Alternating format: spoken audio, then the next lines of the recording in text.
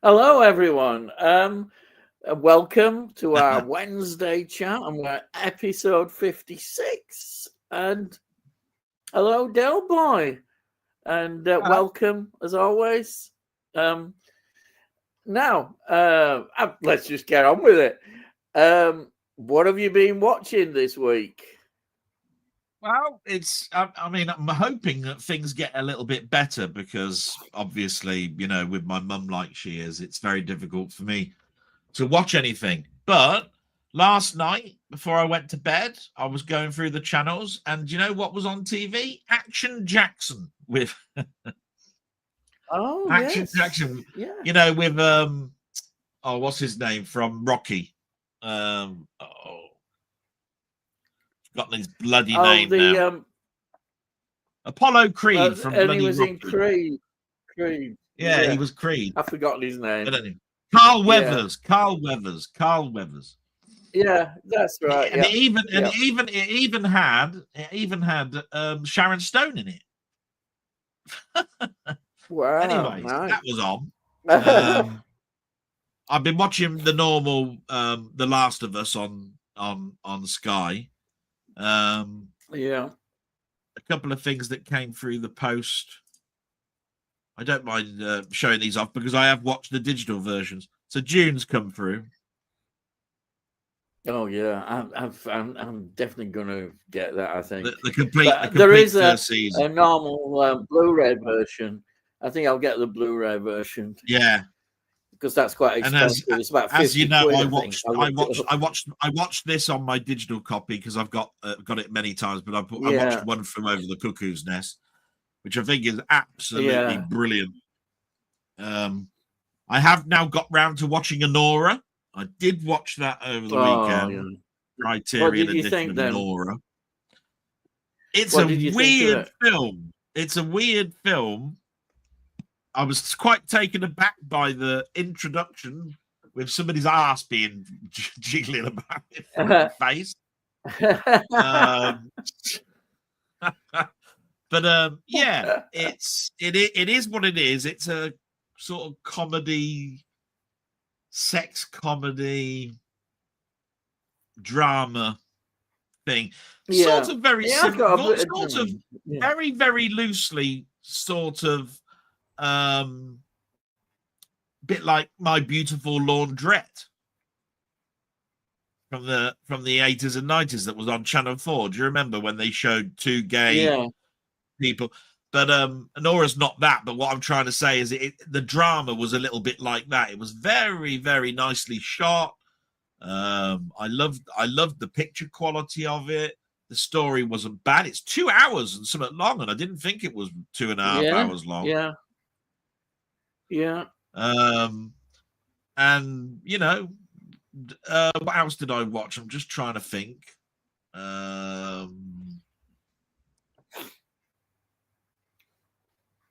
Bit difficult to sort of like remember because those are the important ones. I mean, obviously that takes up about 6 hours of my time.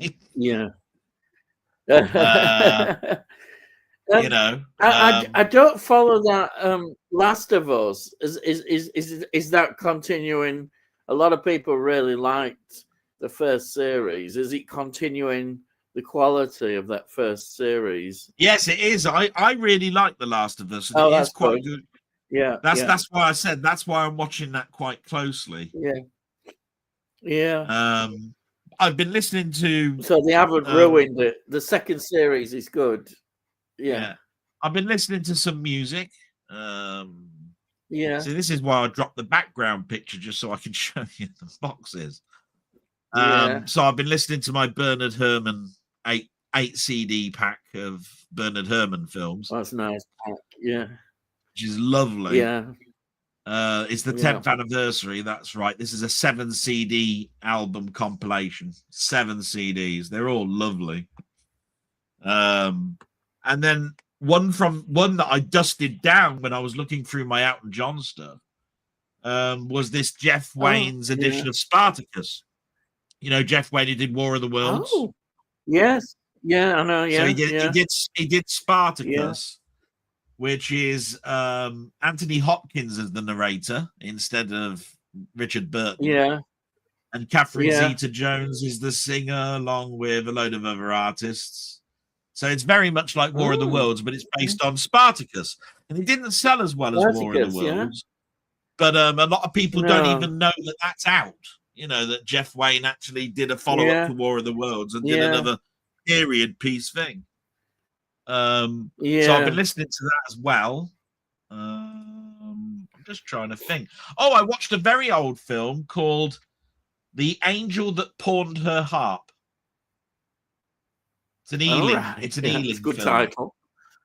It's an Ealing comedy. It's not a comedy. It's from the Ealing. It's from the Ealing, like film studio. Yeah, Ealing Studio.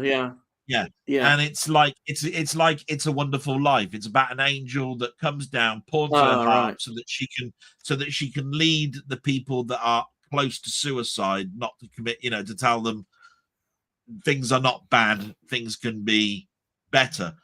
So she pawns her harp and then lives in the district of Ealing. I think it was no, it begins with I. Islington. She lives in the area of Islington. Trying to turn the lives around of these people that where love is not happening and all of that sort of stuff. So I watched that. That was good. The girl, the Angel That Pawned Her Harp, it's called, from 1953. So it's black and white. Yeah, that'll be it for me. So can we now have the Tony York edition of what you've been watching, please? That'd be very nice. Well, before that, I must say on YouTube, this week, I've become addicted to IT Crowd. I've just been watching episode after episode after episode. It's a great. I didn't realize how good IT Crowd was. I just can't stop laughing at it. I think it's brilliant. IT Crowd. Brilliant. Well, and the other one I've been going through is Little Britain. I'm on second series now. Enjoying that. Totally enjoying Little Britain. What's not to love about that? And then films that I've watched. Let's see. This afternoon, actually, I watched this one, which was got your Tony York business, but it's down here is Terror on the Britannic, but it's actually Juggernaut, and it's the cast is really quite good in it. You've got Anthony Hopkins, a younger, more sort of Anthony Hopkins in this. That's the Harris. That's the one that Muckman Movies has just bought. Yeah, it's come out on Steelbook, hasn't it? It's a Steelbook, I think, of this, isn't there? I just know that he said, I bought this. He just, in one of his recent videos, he said, I've bought this. Yeah. I can't remember it. I'm pretty sure I've seen it in a bank holiday or as a kid.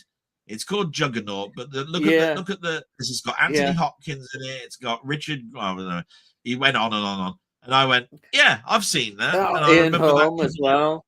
People know. Yeah. It's got some great cast. Now it was considered. It was put into that bracket of disaster movies, but it didn't really, because it's a terrorist kind of film. That's right. Rather than a disaster. So I don't know why they put it in the that sort of thing.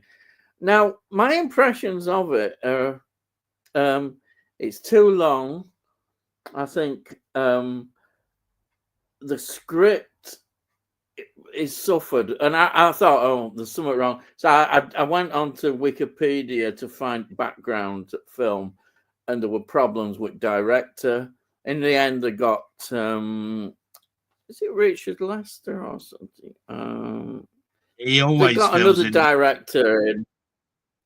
I'm trying to see it on there. Oh, directed, yeah. Richard Lester came in to direct it, but it was a salvage job because the script was just so. Yeah, there's so much problems with it. So I think that is reflected in the film. To be honest, it's enjoyable. I wouldn't put people off. If you think about it, Richard Lester, I'm pretty sure he's the one who filled in for Richard Donner when Superman 2 was coming out. Yes, yeah, he did. They're right. it must have this reputation of filling in. But basically, I think it does a good job. But the script, it just in places you can tell it doesn't work. And somebody like Omar Sharif always looks like he's doing a payday, even in these things. It pops up and doesn't do a great deal. It was more, you had Richard Harris, even David Hemmings, to be fair, wasn't in it that much, but it would have been a great name to have on this. And this is what you tend to get is some of these films. But I enjoyed it, but I think it's too long and it's not as good as people have perhaps praised it very highly. I wouldn't put it quite as high. I think there's been better films of this, but I enjoyed it. And then it's even better when it's in a Tony presentation box, isn't it? I mean, Tony presentation. Yeah, I mentioned this one when in my thing, but I watched this on VE Day last Thursday, which is Von Ryan's Express. It's brilliant. Yeah. It's a great war film. You can't help it. And Sinatra's really good in it, and everybody's good in it. It's wonderful. Trevor Howard. I love Trevor Howard. He always plays these parts that are unpopular, and people hate him at first. Of course, it's really good.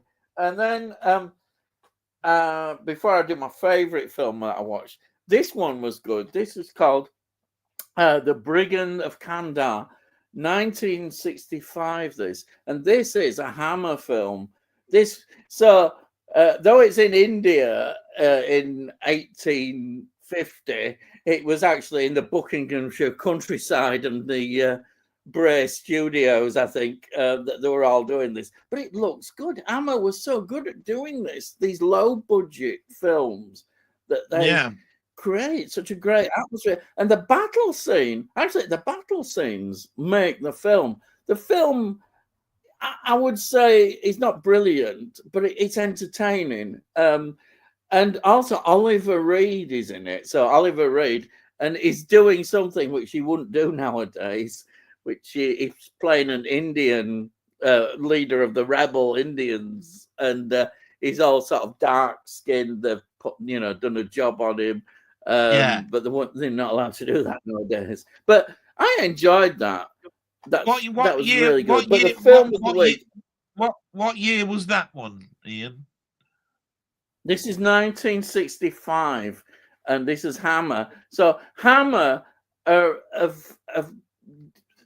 were still producing the non-Gothic, because everybody thinks after success, I think of Dracula and Frankenstein and Curse of the Werewolf, that they were just concentrating on Gothic. Oh, you're frozen. Gothic films, but they. Oh, there you are. Yeah, you're back again. You went off and then back. No, you're freezing. You're freezing terrible, Ian. Am I? Yeah. In that park here, lad. Anyhow,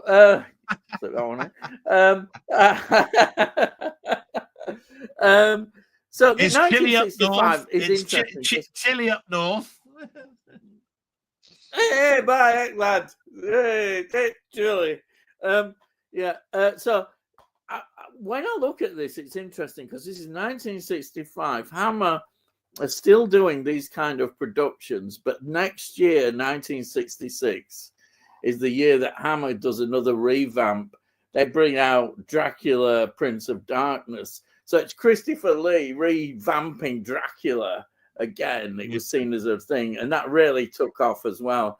They'd had so much success with others films, the earlier ones, and then they sort of lost their way a bit, and they still was doing these films. I mean, I might be totally wrong, but when I look at Hammer as a company, I always consider that when you get to the 70s, the productions look like they were more made for TV than they were cinema. Yeah. On the Buses is a good example in many ways, isn't it? They did the On the Buses films, and but you know where I'm sort of like, it's almost like this film, if it wasn't released in the cinema, could almost have been in an episode of Hammer House of Horror that came out, out in the 80s. You remember, it's like, it's almost like it. Yeah, it's almost like the production was made for TV, like a long TV episode of something. Yeah. Well, Hammer really, they were well organized, and they go really back to their height of making films that were not horror in 1950s. And then they carried on into the 60s and produced. This film would have hardly cost anything relatively. It would have been done possibly in 6 weeks or even less. And they were like that. They were well organized. And that's why you look at that battle scene at the end and you think they've done a really good job on a shoestring budget. I've seen really worse battle scenes in films with bigger budgets. So, I think that's really good. But the film, for me, the film of the week that I watched was this one, which was The Sand Pebbles. The Sand Pebbles is absolute. I know you hear it, Mr. Goldsmith does the music on this. I've heard that's got a really good score in that particular film. Yes, I thought you might have. But honestly, I think this is the best performance I've seen of Steve McQueen. He's fantastic in this film. Absolutely fantastic. You can see why people looked at him and said, "Wow, he can act." He is superb in this. And it's because it's got one of my favorite actors in this film, Richard Attenborough. He's also in this film.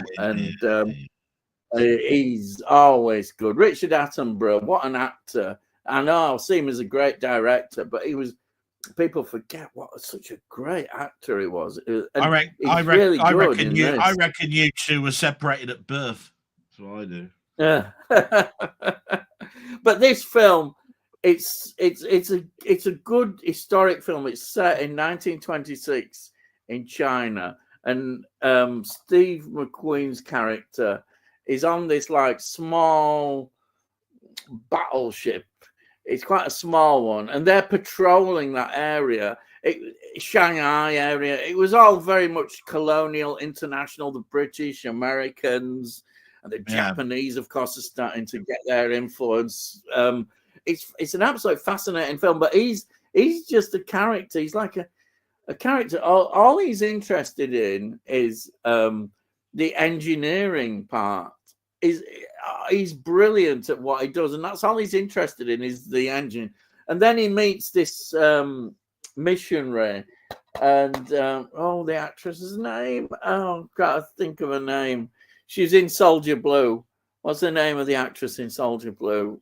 Bloody hell. She's in this one. Let me see if I can got a name. You got the bloody there. Candice Bergen. He falls in love with her, and she's really good in this. I love this film. I thought it just captured everything. I really enjoyed it. It was over 2 hours long. It didn't seem that long to me, and the ending is really quite powerful as well. But I can see why Steve McQueen. It doesn't get talked about. It doesn't get talked about too much in Sand Pebbles, but it is a good film. It used to be shown an awful lot. Really, it should do.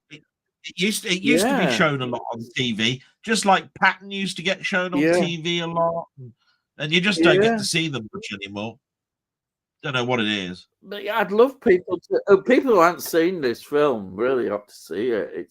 It's how good it makes you enthusiastic about film when you watch a film like this. If you see what I mean, you think, wow, the power that the actors. He owns this film. He just brilliant.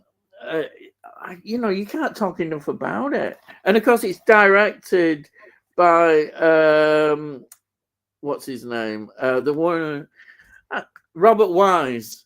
Is it? That's it. The director of Star Trek: Next Generation, Sound of Music. You can tell it's got a quality director, and it does make a difference. Sometimes I always think, oh, directors don't, but he really does. He another again elevates the film. So you've got a great actor in Steve McQueen, probably his best performance I've ever seen.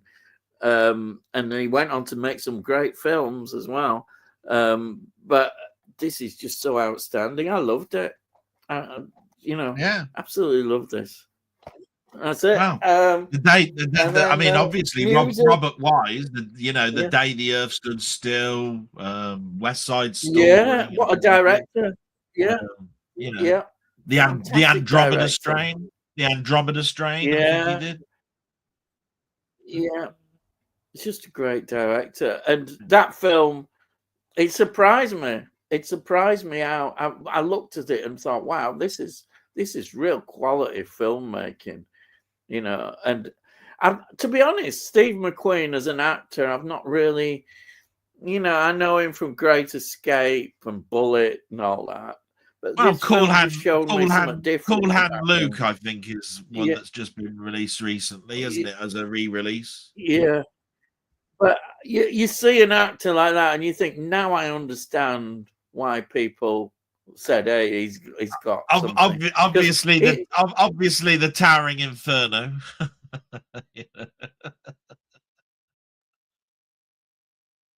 Didn't he die? Right? Oh, it went off again. Yeah, I said he died quite young, didn't he, Steve? McQueen. So that was quite sad, really. But I think that's my film at week. If I had to choose a film at week, it would be that one.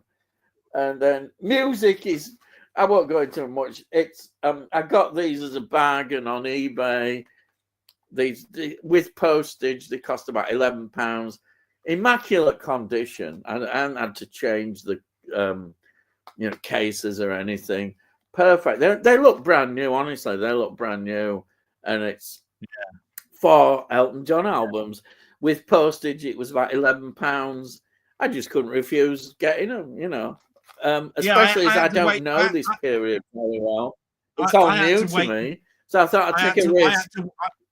I had to wait until I finished work because you did a premiere right in the middle of the day, so I couldn't sort of like watch it. Yeah. So for me, it's interesting. It's a good journey. I know you're a big fan of Elton John and talk a lot. Have a lot of knowledge about Elton John, and I just thought, well, I know more about his earlier stuff that I listened to. So it's nice.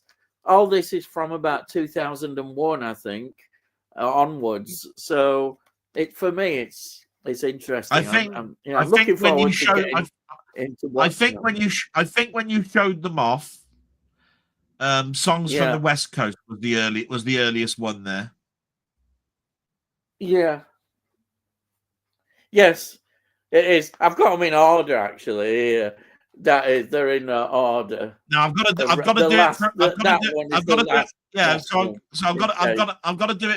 got to do it from memory. So if I remember rightly, Songs from the West Coast would have been your earliest one. The next one would have been Peachtree Road. The next one would have been The Union. That's right. The last one would have been Diving Board. That's right. But with the Union being about 2010, somewhere around there. Yes, yeah. I'm quite pleased. I think getting a bargain like that always pleases me, and songs from the West Coast I would consider to be the best of the hits on that album. It's got more hit records on there that you're probably going to be sympathetic to, with less hits appearing in all the other ones. The interesting one about the Union is that he did that because he wanted to pay homage to him, because he was at the Troubadour when he first went over to America. Yeah. Yeah. So Yeah. he was a troubadour. Just bear with me because something just got to You're find out right. what's going on. Okay.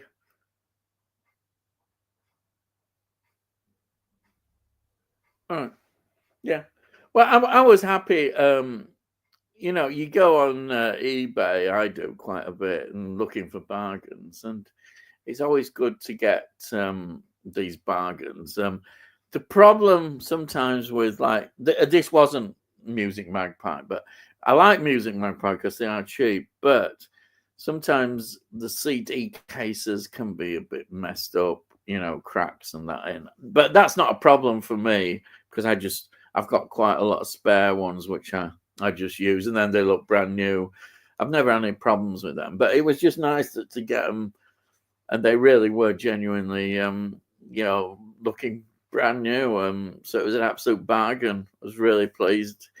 And Elton John is somebody I know more earlier period, so it's good to see him this later period, which is quite good. Because Delboy got me this Diamonds compilation, which is like a best of collection, and it's got some of these later tracks on there. So, you know, I thought, well, I might as well try and get some of them, try them out. I always like to hear sort of new things as well as being a bit boring and knowing what I like and sticking to what I like. But with music and CDs, yeah, my CD collection is just, I love CDs. I can't stop loving CDs. I love them. Well, I think what I'll do is, I don't know, I think we'll start to go through some comments. Right. So let's start here. We have got Wee Bob Hart. Hello, Bob. Hello, gents and all. Oh, and then we've got Steve's Gaming. Hi, guys. Love the Interceptor Dell. Greatest TV series ever. Greatest TV series ever. Now, it's an interesting. If you're asking me a question about what the greatest TV series ever, I don't know what I could put. You're about UFO, aren't you? There.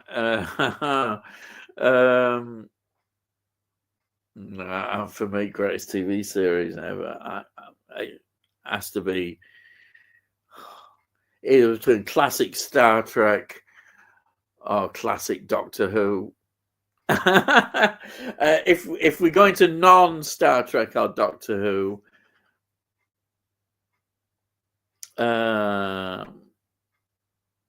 the X-Files, possibly for me, with the Avengers, the Dino Rig Avengers. See, there's quite a few good ones, isn't there? That would be what I put. The X-Files. I love the X-Files. It's just something so good about it. It's possibly one of the last of the great TV series that there's been. Though there has been some more modern ones, hasn't there? Lost, I enjoyed Lost. I know a lot of people complained about the ending, but you know, I think they did get into a difficult situation with Lost. And there was a series called Fringe as well, which I liked, which was sort of X-File-ish, dealing with sort of strange cases. But then they developed where you had an alternative, in like an alternative world of the same team doing the same things. That Fringe was really good, and it also had this other good character. It was like this boffin kind of character, and I really enjoyed Fringe. There probably is more good modern series, but I haven't seen as many. like everybody talks about the best. Is it the Best of Us? Whatever it is. Yeah. The it's because of the gaming connection, I suppose, and I've just not seen it. But everybody goes on about that series. They really do. But yeah, I mean, UFO was a great series. Absolutely. Wonderful. Anyhow, I'll carry on. I've been babbling on, but I'll get back to that when he comes back. And then I've got Bob saying, quiet in here tonight. My chat has not caught up. Anyway, question. What is the worst time a sponsorship deal has been introduced to a movie and been too blatant? Comedy movies don't count.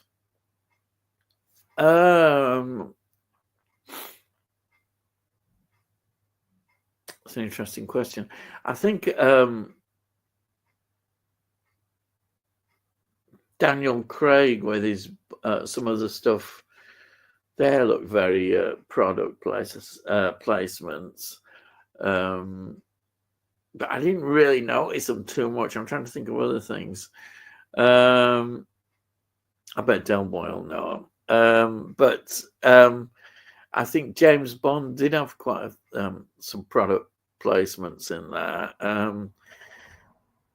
It just shows you how daft I am. I don't always notice product placements. They'd have to be really, really, really blatant all the time, going, look here, people thrusting it in front of the camera.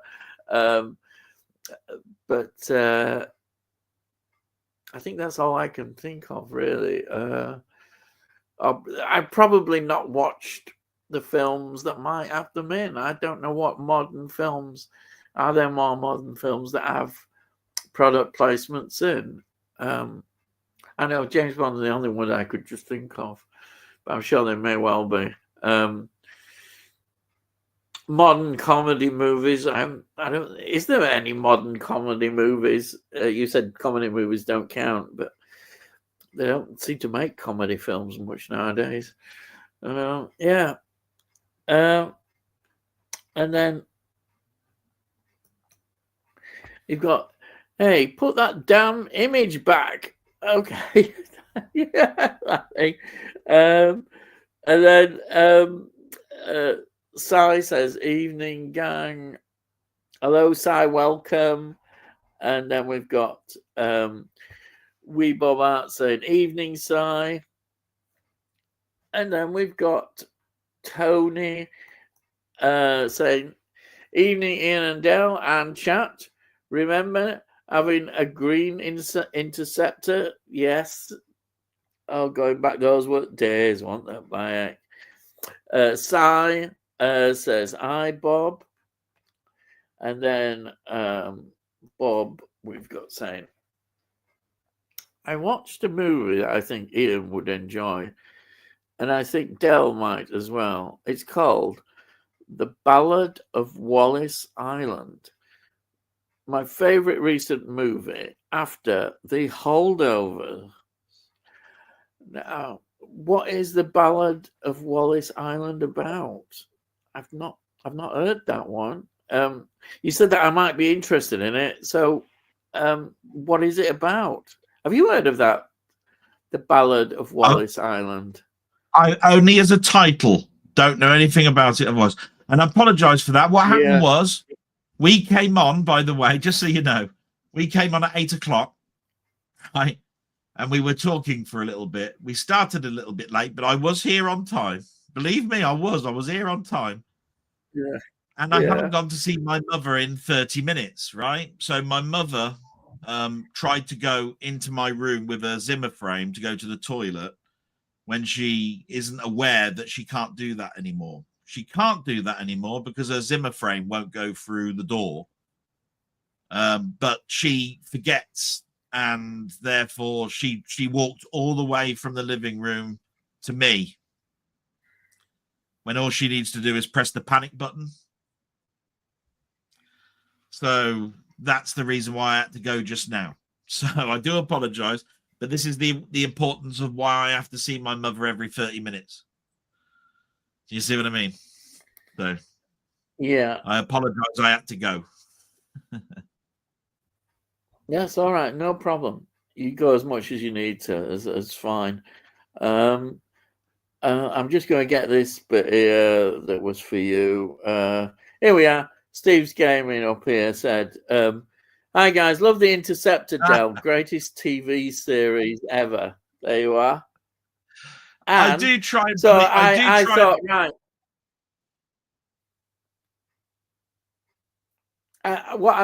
When he says greatest TV series ever. Yeah, I was just saying I do try and please people when I can. You know, as much as you might think I rant and rave and all of this sort of stuff. That's a persona. I really do love everybody in the room. So, you know, I try and put different pictures up, or I'll try and watch a film that I think people might like. Anything really. But you know, I'm not a people pleaser. It has to be something that I want to see myself. Yeah. But, you know. Yeah.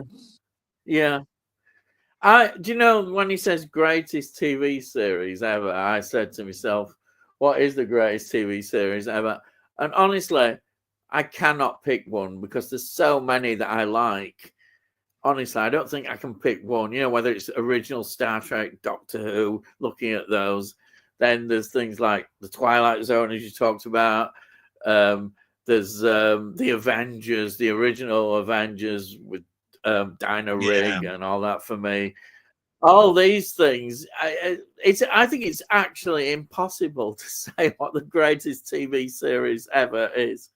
It's one of those things, you know, I could never pick one because I'd be going, oh, why don't I pick that one? You know, for me, the X-Files, and that's just one. I love the X-Files so much, but yet I can't just choose one. There's so many over a great period in time.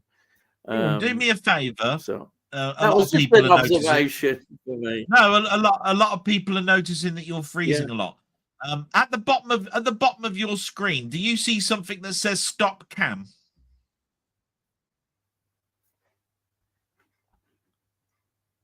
No. Sorry. Yeah, do you want me to switch that on and off? I want you to press stop cam. On and off. Then wait a second and then press it again. Yeah. Okay. Right. So. Now move. Now you're frozen. Oh, there you are. That's it. That's much better. There you are. Is that better? What picture's clearer? You're a lot more fluid. That's all I can say, you know. Oh, right. Fluid. Yes. Yeah. Okay. It's a good one.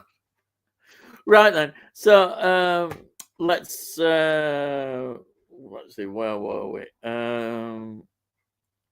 I jumped ahead, didn't I?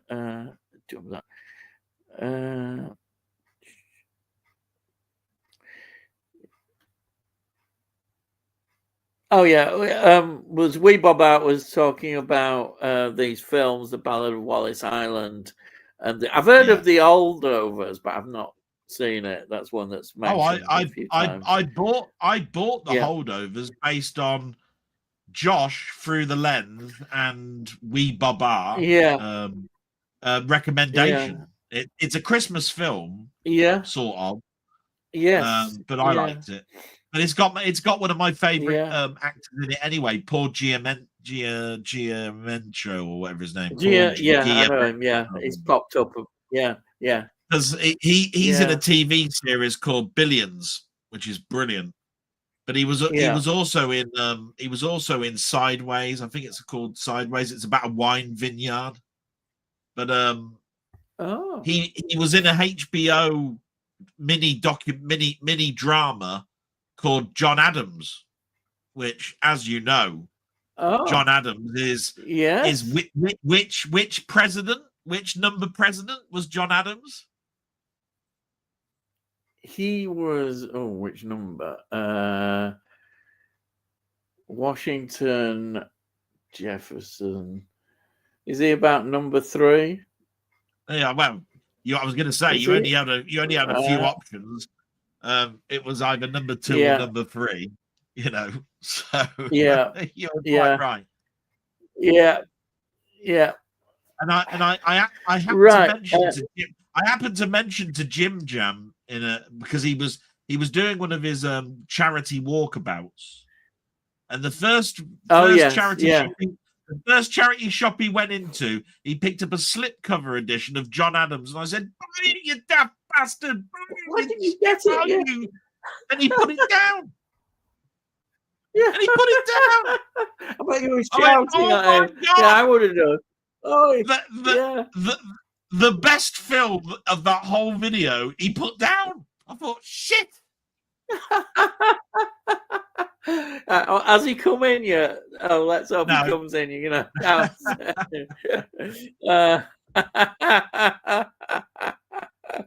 He might come in later, then we'll see.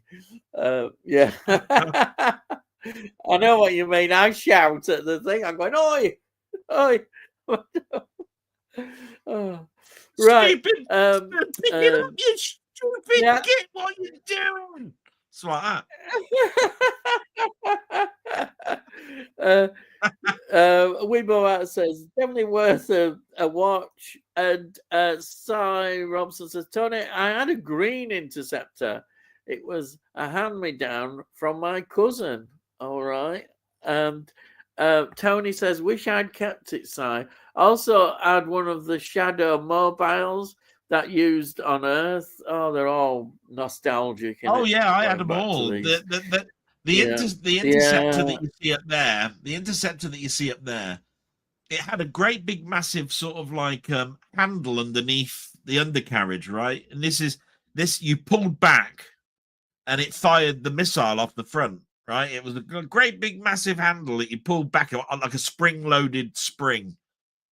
And you used to put a cap at the end of it, right? And then when you fired, it would spring and fire that missile off the front.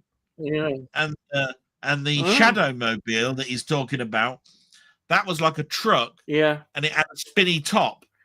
When it span round, there was a gun at the top, right? But then you turned it back round and you locked it on, and it was just a flat roof. It used to spin round. I had both of them. Thought they were brilliant. Yeah.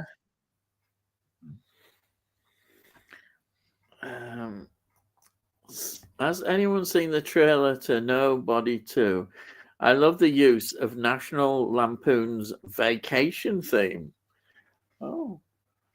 No, I've not seen that trailer. No. I think I saw the first Nobody film. I'm sure I've seen that. Yeah. Yeah. Oh, does he mean Holiday Road? That's the track in National Lampoon's Vacation. Is it? Oh, right. And then Weebot says, I avoid trailers as much as I can, so not seen it. I did enjoy Nobody, though. Yeah, it's good. I know what you mean. It's like some trailers, you just don't want to see them because it's going to be, give away too much. That's what they do, don't they, nowadays? The art of making a trailer these days. Well, I'll take it like this. Ever since I watched the trailer for Austin Powers International Man of Mystery, right? Ever since I saw that trailer, every film after that, all the trailers have shown too much. Shown way too much. I mean, my friend actually came out of seeing Austin Powers International Man of Mystery, and he said every joke in that film was in the trailer. There wasn't another joke. There wasn't another joke in it. I might as well have just watched the trailer and stayed at home. Yeah. And I had to sort of semi-agree with him, really. Yeah. A film that I'm looking forward to, which I think is out very soon, is the Final Destination film, and I've definitely avoided any trailers for that. Definitely, I'm looking forward to that. I think that might even be out this week. I was going to say it must be only 7 days since you haven't mentioned the Final Destination film. You mentioned it last week. Yeah, well, yeah, I do love them. And I just hope it's good. You know, when you love someone, you just hope that it's not going to disappoint. You know, yeah, well, we'll know soon enough. It says, "Brace yourself, Tony." Yeah, because what I'm about to favorite say. Episodes of IT Ground. Oh yeah, the dinner party and the workouting. Pedophile is one of these funniest jokes ever. Yeah, the pedophile. I just saw that episode. It's so funny. Yeah, they are good. Great series. You can still buy, I must get it. You can still buy it as a box set, really cheap. I think it's 3 seasons and a couple of specials. I think I will do. And it has that special that they did when they came back. They all came back, didn't they? For a final time. Yeah. Yeah, I think I might get that one. Wee Bob, it looks good. And then congratulations on 300 subs, Del. Excuse me, well, I just updated my list of subscribed channels. And I might as well do it now. Anybody who hasn't subscribed to Delboy's channel, please subscribe. I put it in the link, and I say every week, please subscribe to his channel. It's a great channel, as you'll see. He's got this brilliant blog he does every Sunday, but he's much more than that. If you're in the gaming community, you know all about his game stuff. And he does lots on that, which I have no idea what he's on about, but everybody seems to like it and know what he's doing. And then he does sometimes, but he hasn't done as many recently, capsule film reviews. Hopefully he might do more. But the other series that I've really enjoyed has been the trading card series. It's been an absolute revelation, and you learn a lot about things, about trading cards, and just seeing him open them up. Really enjoyed that series. I think he's done a couple on them, or maybe even 3. Was it about 3 videos you've done on that? Yeah, brilliant. So please, anybody who hasn't seen his channel, just go over and subscribe to him. And honestly, you'll love his channel. It's great. It's very, very nice. It's very nice of you. Yeah, I like to think of my channel as sort of like well, I mean, basically, it's a retro zone. It's everything of my past, basically. That's what I was. Yeah. I tried to do a play on words of the Twilight Zone, so I called it the retro zone. See what I mean? Yeah. Yeah. It started off as a blog. It started off as a blog, and it's well known for its blog. That's about it. And thank you very much to Tony, although I wasn't going to mention it because I tell you what, as soon as that happens, people drop off, like he's just said. It'll be $2.99 by the time we finished here. You know, and it'll take me a bit. And unlike people like Muckman and all of that, where they'll get a subscriber within a couple of days, it'll probably take me about 4 weeks to get me back to the same number, and then it'll drop again. Because I don't seem to pick up subscribers very much, but I do what I do because I find it fun.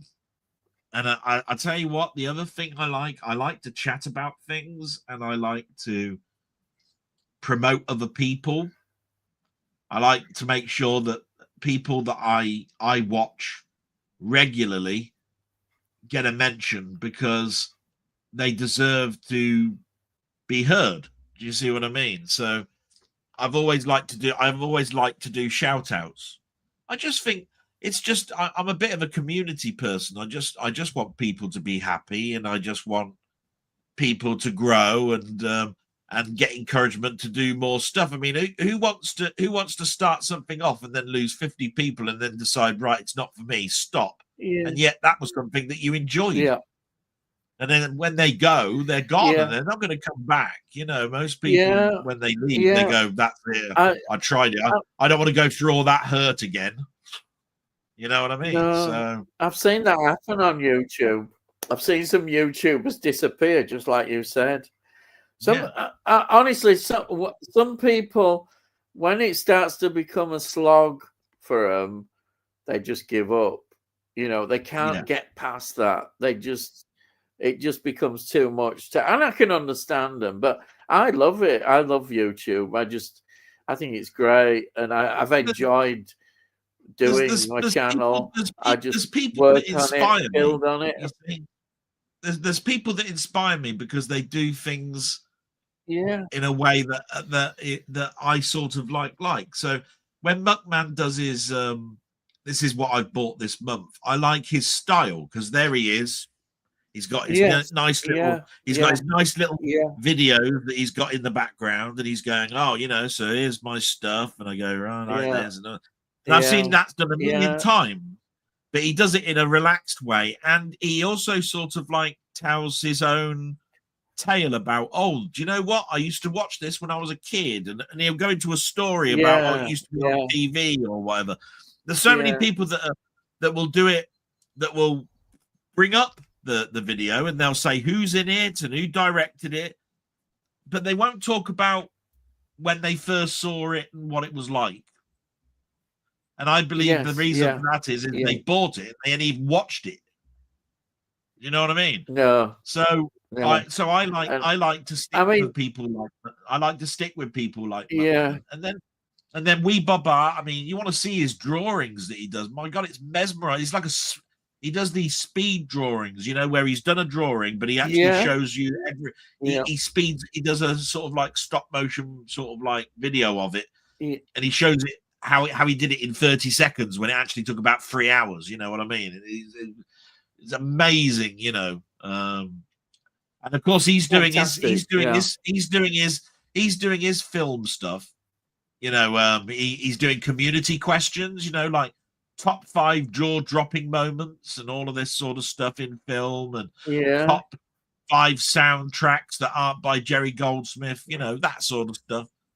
And you know, top 5 most anticipated films for Ian to get from Tony York. I mean, that's next week's question, I think. That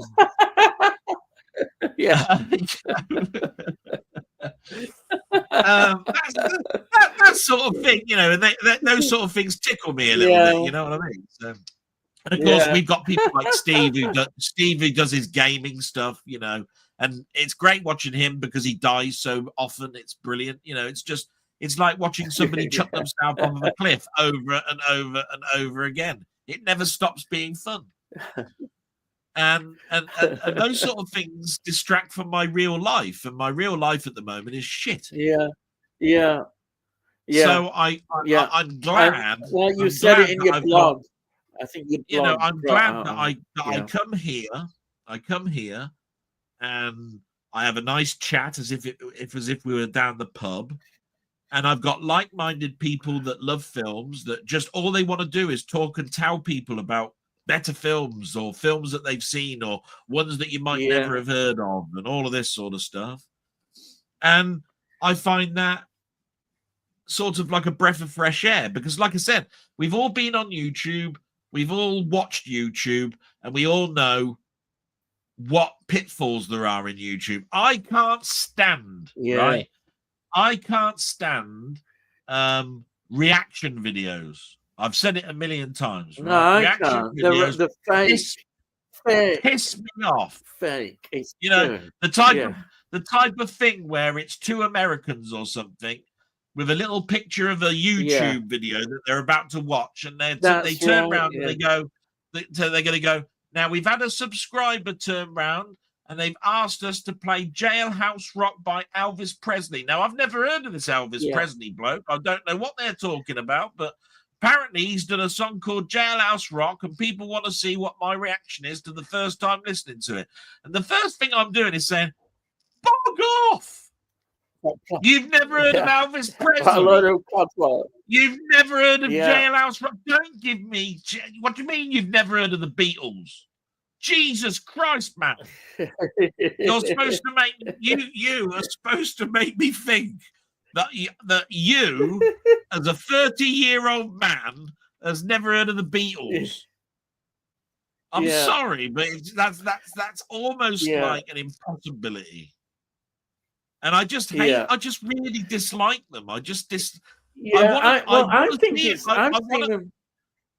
I like anybody like to see a reaction when somebody says, "Now you want to hear this person's voice because their voice is a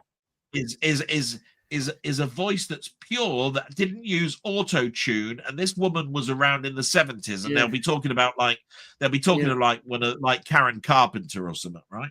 Yeah, yeah. You go, oh right, okay. So we're talking about Karen Carpenter, and you see them, and you go, wow, yeah. Now that's a voice. You know what I mean, right? Yeah. But you can't turn around to me and say, now I'm going to listen to a track by a band I've never heard of, the Carpenters. You got to go, fuck off.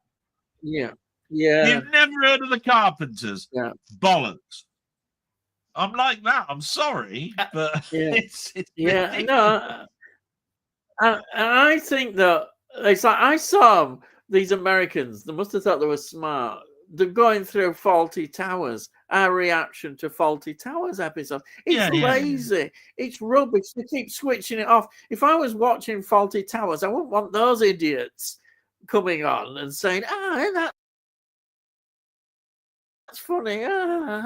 Interested in your reaction. Go away. It's lazy YouTubing. They do that. They think they can get bigger audiences by doing that. They're just doing it to get some viewers, and God knows who watches those things all the way through. They must be really, I don't know, sad. I think half the time, really. They're all just fake to me. It's like I've just come on to do this YouTube video, right?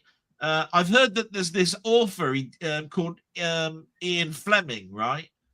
Apparently he done a series of books, you know. Involving a character called James Bond. Never heard of him. Don't know what you're talking. Never heard of him. Don't know what you're talking about, right? This James Bond. So I thought I'd come on. I'll watch one video and then I'll tell you what my thinking of it. And apparently you're supposed to believe that they haven't seen the 27 other bloody Bond films, right? In your life. Yeah. You know, that have been going since about 1962 or something, right? You're just supposed to think, I've lived in a bubble all my life. You know, I haven't got a clue. I've just opened the windows and I didn't realize that there's a sunset. You know, I mean, what the bloody hell? You know, it pisses me off. Sorry, it really does. I'll tell you what pisses me off. I don't mind people being monetized. I've got no problem with that. But when we get that word Patreon, I feel like telling them to stick it right up there. Things. Patreon. Why do they keep saying that? And give me a cup of coffee. Yeah, you're gonna. Yeah, sure, you're gonna have a cup of coffee out of that money. What a load of bollocks it is. It's not buying them a coffee. Buy me a coffee. You know, only costs £10. Bugger off. Just a load of bollocks, isn't it? You know. Oh yeah. £10. That dreaded word Patreon. That doesn't buy Tony York one stamp to get a DVD to you. It's £10. I mean, I don't know what the point is of doing that. So there you are. Patreons, right. I tell you what. That released on Blu-ray. That could be Ian, that could be Captain Scarlet's new enemy, the Patreons.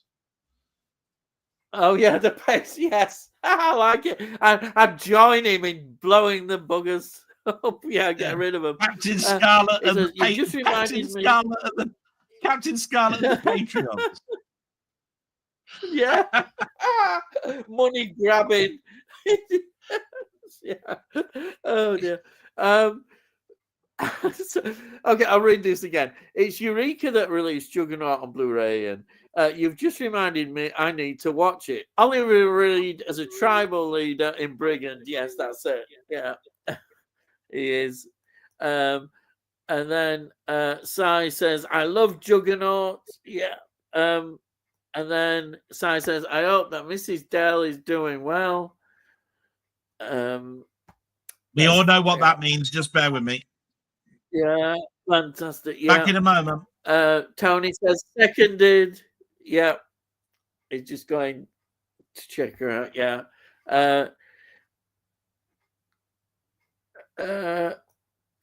Ian will be singing Let It Go in a minute.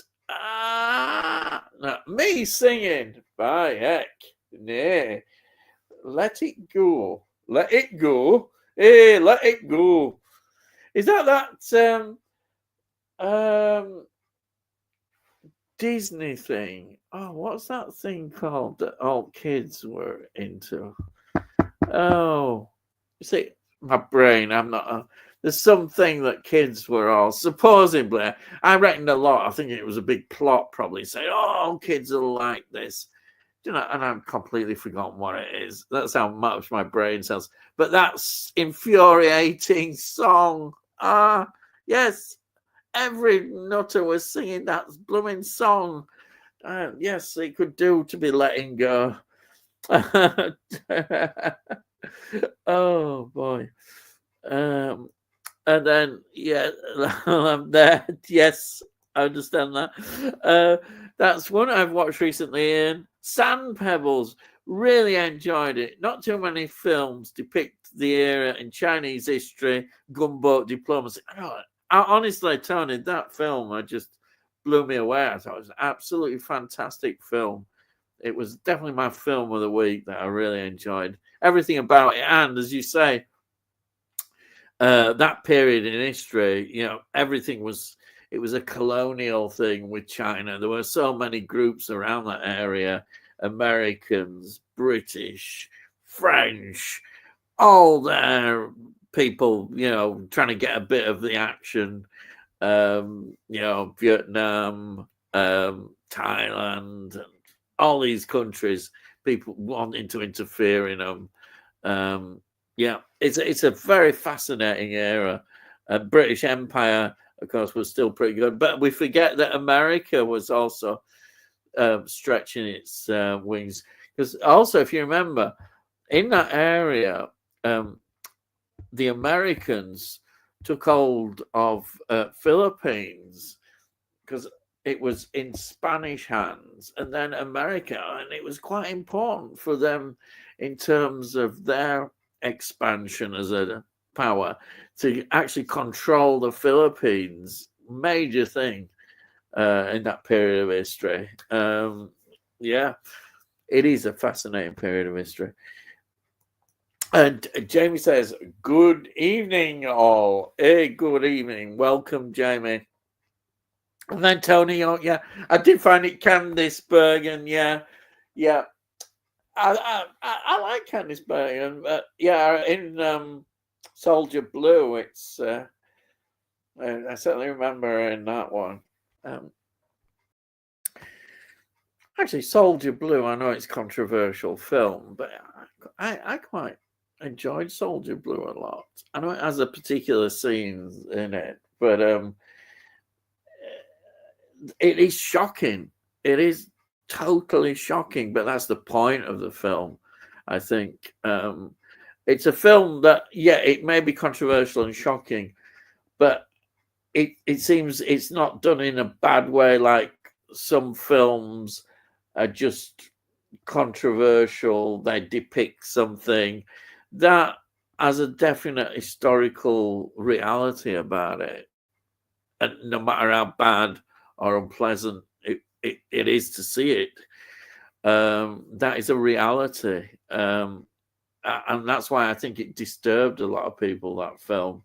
It was seen as an exploitative film, but I don't feel it. I think it was making very important points about that particular area, you know, that era.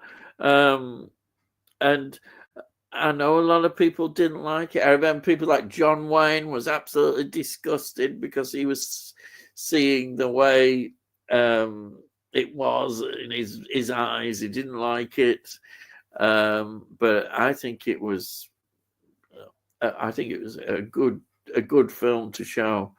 Yeah, Candice Bergen in that, and she's in that. I like her. She's good, really good. Adding something to that. Tony says, "Evening, Jamie," and Jamie says, "Hi, Tony." Nice haircut, Delboy. Yeah, nice haircut. Yeah. Sorry, I don't know why I'm laughing, but yeah, yeah. Si says, Bookman is come and see worth watching. Just asking because the local independent cinema is screening it in July, and I might go and see it. James is sad about director James Foley passing away last week. Oh, Glengarry Glen Ross was his masterpiece. I've heard that film get mentioned quite a bit. I've never seen it, but yeah, that one is certainly one that I've heard a lot of people talk about. Yeah. Tony, the Russian from World War II film, Si. I watched it once. Won't bother again. Too depressing for me personally. I know what you mean. They can be very depressing. Just, but you know, depends. Sometimes a depressing film is good, but sometimes it's not good for your mood. You know, if it gets too depressing. But yeah, Come and See is a very hard watch site. It's one of the best anti-war films going, but it's very harrowing. Oh crikey! Yeah, you know, you have to be in the right mood, I think, for something like that. But it sounds important. These kind of films are important, definitely.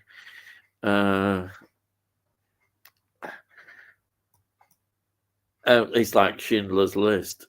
I mean, it's depressing, but it's a film that everyone should see. You know, there's certain films like that. I think that's one, definitely.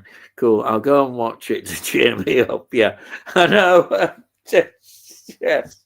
And then we've got James says, I watched James Foley's At Close Range last night as a tribute. Good film with a fantastic cast. And then we've got Frank Holder saying, hello, people. Then we've got Si saying, hi, Frank. James says, Si, you'll watch it and come away and say to yourself, I'll never watch that again. It's, oh, crikey. Yeah. There are films like that, yeah. Tony says, not familiar with James Foley as a director, Jamie. Tony says, evening, Frank. And then Jamie says, there's a scene involving a real cow that didn't sit well with me, Si. Yeah, animal cruelty. It's one of those areas, isn't it? Yeah. Tony, he made some good films. Surely you've seen Glengarry. Just checked his filmography, Jamie. Not seen anything from him. No. And then we've got Frank Older. Question for Delboy. Oh, today I finally got a pre-order for the Nintendo Switch 2 for £129. Are you buying one? And if you are, did you get a pre-order? It took me 2 weeks to get one. So we'll give, when he comes back, we'll give him that question. I'll go back to that when he comes back. And then Confidence is a decent James Foley film with Rachel Weisz, Andy Garcia, Ed Burns, Paul Giamatti, we mentioned earlier him, and Dustin Hoffman. No, Ian, I wasn't asking a question. I was saying it is the greatest TV ever to me. Well, that's fine. I did kind of expect that. It just, sorry, it was my mind. When you said it, I was thinking, oh, I wonder, in terms of just a wider question. But yeah, I saw that. But yeah, of course. Wow, Tony, you really need to see Glenn Ross. It's incredible. One of the finest examples of acting out. What's that? It does sound an interesting film. And then, Bookman, is it like the turtle scene in Cannibal Holocaust? Oh my God, that's horrible. Oh yeah. Oh, that is horrible. And that's actually Cannibal Holocaust, a film that I really just don't like. I've not got it. I could have got it. I don't want anything to do with it, kind of film. Really, it's unacceptable. And to say, oh, you can watch it without the animal cruelty in it, but there's something about the film. I don't think it's as good as people make out. It's more the notoriety of that film, I think, but it gets the cult following, and people say, "Oh yeah, there's the video nasty vibe." I mean, some of these video nasty films are absolute crap. Some are really good, yeah, but there is a lot of crap as well. And Cannibal Holocaust got a notoriety. This is just my opinion. I'm not other people who perhaps won't agree, but I don't. It's not something I'd want in my collection. I think anyhow, even if you take out, as I said, the animal cruelty, it's not such a good film as people patting on their head saying it is. I don't like it that much, I'll be honest. I'd seen it once and I really thought, no. Fortunately, I didn't buy it. I think I saw it. Actually, I saw it on YouTube for a while. It was on YouTube as well, and that's where I watched it. And it wasn't cut. It had the turtle scene in it. Yeah, it may well have gone now, but that's where I watched it. And thank heavens I didn't buy the thing. Fringe is one of my favorite TV shows of all time. Yeah, I think it's great. I still would probably put the X-Files just above it, but Fringe I really, really enjoyed. I thought it was great. It had that X-Files vibe to me, and I liked it. Yeah, some great characters in it. Tony, it'll join my ever-growing list, Jamie. Yeah, I know those lists. Glenn Ross is up there with an ensemble cast on top form. Everybody was amazing. I know the more I hear about this film, it becomes more fascinating. And James says, never seen Cannibal Holocaust, but a real cow is shot in Come and See. Yeah. I don't think you'd be impressed with Cannibal Holocaust. I wouldn't. Honestly, I wouldn't touch it with a barge pole. It is awful. It's not in my collection, as I said. I know I did go on about it, but it's such an awful film. Delboy, there's a question for you, so I'm going to put it back. For me, bloody hell, what's that? Is it Christmas? Yeah. Here we are. It's from Frank Holder. Let's have a look. Here we are. Question for Delboy. Today, I finally got a pre-order for the Nintendo Switch 2, £429. Are you buying one? And if you are, did you get a pre-order? It took me 2 weeks to get one. Yeah. There you are. So the simple answer to that is I ummed and ahed, and I thought to myself, I'm in no hurry. For the first time in a long time when it comes to launch consoles and launch handhelds, I thought to myself, do you know what? I'm going to hold back on this one. I'm going to hold back. I don't care if I don't get one for 6 months. It's one of those things where I not. I suppose it's because of things that have gone on with my life and my mum more than anything. You know, with bills like £2,500 for nurse care and all of this sort of stuff. You got to turn around and say £429 for a Nintendo Switch. God, you know what I mean? But I've got a Nintendo Switch. The Switch 2 does look highly exciting. You know, I mean, normally I'd be going, oh, I'm going to get one launch day. I'm going to have it and I'm going to do a video of it and all of this sort of stuff. But I'm not excited. For some unknown reason, I came away from that launch video going, I'm not really that excited over this. It's got some nice features. And then when they didn't actually release the price in the video when they did a launch video for it, it came it came out 8 hours later how much it was going to cost, and it was going to be £80 for a game, which doesn't come pre-packaged with it, and it's going to cost nearly £429. Like he's put there for the actual console itself. So in other words, you unbox it, right? You take it out, you switch it on, you got nothing to play on it, and you've still got to fork out another 80 quid before you can even play a game on it. And I just went £500. My God, £500. And I just thought to myself, I can get one a little bit later on down the road. I probably will have buyer's remorse, because I will. There'll be all these people that have got one, and I'll be going, oh, I'd just love to play on that game now. Oh, but I'm right now, I'm not excited over it. Not excited at all. And it's unusual for me. Unusual. Very unusual. So, Frank, you know full well I'm going to be buying one. I really am looking forward to hearing from you how good it is, because then you can make me feel terrible because I haven't got one.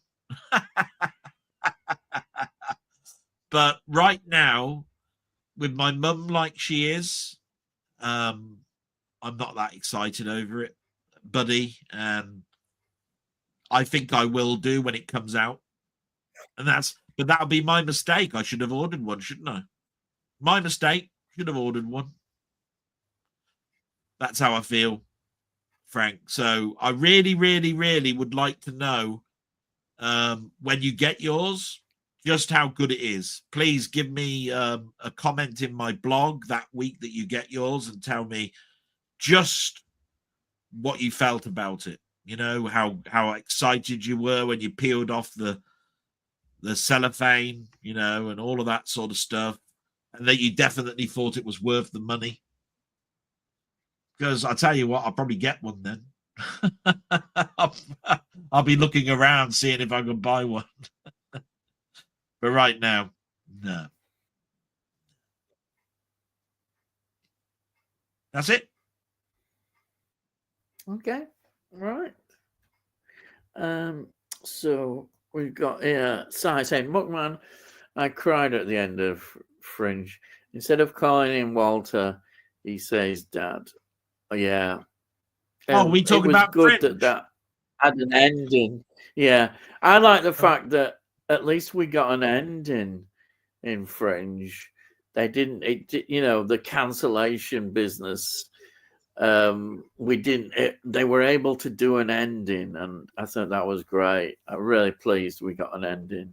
If I remember rightly, because I loved Fringe, I believe Abrahams, because it was his production, J.J. Abrams. He decided that he was going to wind it up in the next 2 seasons. Did it go for 5? I think it went for 5. Didn't it? Yeah, 5. I think it's 5. I'm sure it is. It's 5. So from the 3rd season, you'll see that there's a 2-season arc to wind it up. Yeah. I thought that was quite good. So in other words, he decided when it was going to end rather than for it to continue and continue and continue. Yeah. There's so many because shows. as we know, Yeah, I was going to say there were so many shows that you got into, and then they'd just cancel them, and they'd leave Well, you there was with an you've got to put your unsatisfied ending. you've got to put your mindset right back to when Fringe was coming out, right? Anything that was on Fox TV in particular, Yeah, science fiction died after one season. You had one yeah, season, that's died. right. One season, Yeah, died. One season, died. yeah, In fact, if a science fiction was commissioned on 20th Century Fox, you might as well have just said, "Well, I've got a job for a year," because yeah, you couldn't exactly yeah, guarantee that you were going to have yeah, like 2 or 3 yeah, years. And Fringe was one of those weird ones, I think, where it was on Fox. I think it was a Fox show, but I think it just it they just put their they just put their heart and soul into that, and they managed to yeah, get it through. I think J.J. Abrams was hot property then. I yeah, don't think yeah. they'd have dared. I don't Yeah. think they'd have dared to have cancelled it. To be quite No, honest, no, I heard you talk yeah, about X-Files, whether Fringe was better than X-Files. I think Fringe was not as good as X-Files, but was only marginally better than Millennium. I yes, loved yeah. Millennium. And nobody I talks love about Millennium. Millennium. Nobody talks about Yeah, Millennium. I love it. Well, I might do it in future. I may well do my review of Millennium. It might come I mean, because it I seems a understand why natural progression. I To, understand why people don't talk about the young gunman. You know, that yeah, bunch of people from yeah, the I X do. Files. You know, Yeah, that lasted. What did it last? yeah. About 10 Well, episodes or 13 episodes or something. It was that's right. gone. Right? Yeah, and they killed Um, him off, as I remember. I know that isn't a yeah, spoiler, really, but they got rid of him. So, but again, Millennium was one of those shows that I think was just getting better and better, and it was just a shame that it just went the way it yeah, was. yeah. Yeah, it was a shame. I mean, Lance Erickson is just Yeah, he's so good in that role. He really is. You just feel it so much. and it might have Brilliant. been it might have been his film career that was taking off, that basically sort of like made it hard for them to continue shooting. Yeah, You know, because you're talking about a yeah, TV series that probably took up 9 months of the year, you know, to film. yeah, Doesn't give you much yeah. scope to do films, does it? No, no. But So I've forgotten. But his wife, the actress who played his wife, was doing another series as well. So she's not in the second season no, as much. no. I'm trying to think what series it was. Sure, it's something quite important. It could have been Nowhere Man. I don't know. It could have been Nowhere Man. Oh right, yeah, I'm yeah. trying to remember. Yeah, I love Nowhere Man. One of the great series that got cancelled and left us in a terrible ending. Uh, but Yeah, yeah, yeah. yeah, it could have been. It's a shame. There was a lot of series, as you said. Fox just we're not good at keeping It was a beyond boom one season. it was a boom period for science fiction. I remember there was this one TV series. It sounded really good, but it died a death. I can't remember what it was called. Everybody in the world suddenly went to sleep for about 7 minutes. So Oh, there was this yes, scene where everybody was crossing the street or something in New York and everything, and then all of a sudden everybody dropped to the ground, and 7 minutes later they woke up, and you couldn't work out whether it was some sort of like alien was it attack called or something. Fast Forward or something like that? Fast forward, Was that it was what it was Fast called. Forward? Yeah, Yeah. Yes, that's it. Yeah, yeah, flash yeah, forward. Skies just said. And I yeah, remember that sounded such a good story. Died a death. Got to the end of the first season, yeah. went. And it was the same with Heroes. Heroes started off really Oh, well, yeah, The second and season it went downhill. It got stuck by a writer's strike and all sorts of stuff that was going on. And then by the time it came back, the writing was just totally different. And by the fourth season, nobody gives a shit. It was like, what is this now? But that had one of the biggest sales of physical media going when that first season came out, because it came out at a time when it was HD DVD and there was Blu-ray, and you could buy one or you chose which one or the other, right? And both of them cost £100, right? Both of them had these special features where you could stop the video and have and there'd be some sort of documentary talking about how this scene was made up and all sorts of stuff. It had this "you scene" button or something. It was called "you scene," if I remember rightly, and it was so exciting. And then, of course, the second season got stuck, didn't it? It got like blocked, because of writers' strikes and all sorts of stuff. And then that killed it. Nobody wanted to know. Yeah. Because as I remember, BBC actually took it on, didn't they? And they started showing it. And say they didn't they do a special? Didn't they do like special episodes where some characters came back? They may have done about 8 episodes, maybe, where they showed them again of the heroes. Well, they were like new generation of heroes, but some old characters. Back. It came back as a one. It came back as a one season thing. That's it. There were these new characters, but some old ones popped up, as I remember. It was all based around. It was all based around the dad of the cheerleader. Because he was the one that was he was the one that was behind all the people with special powers and all sorts of stuff. He was working for a company. But it wasn't very successful, that other one that came back. I think it sort of lasted one season and went. Lasted one season. Maybe everybody by then had lost enthusiasm for it. I think. Well, like I said, in some ways the sci-fi bubble burst. It was like Lost had come out. There was Prison Break. There was 24. There was Flash Forward, X-Files, Millennium. There was Buffy the Vampire Slayer. There was Angel. There was all of these, like Charmed. Christ. And it was like you couldn't turn without seeing a new special science fiction bloody show that was about to start.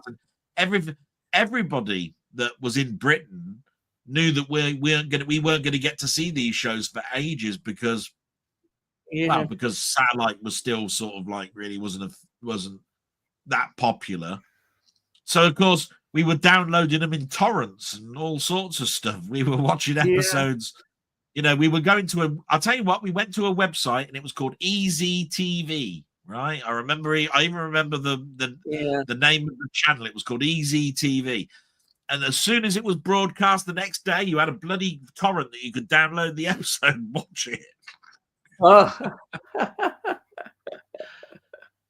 and everybody would look. And what happened was, in the summer, this was a thing that we kept doing. In the summer, the TV channels would tell you what was being renewed and what was being cancelled. Yes. So it would say Fringe is coming back for a 4th season, but unfortunately, Flash Forward, it will not be coming back. They are looking for another channel to take it on, but it's unlikely, and blah blah blah blah blah, and all this sort of stuff, right? And they used to show the 100 shows that were going to be the top shows of that year. Some that were new and some that were returning, and some that had been cancelled. Now, the last time that I got interested in any of that was when they broadcast the fact that Blacklist had been cancelled.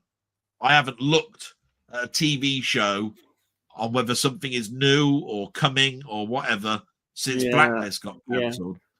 And I don't know how far back that is. That must be 6-7 years, I suppose. I don't know.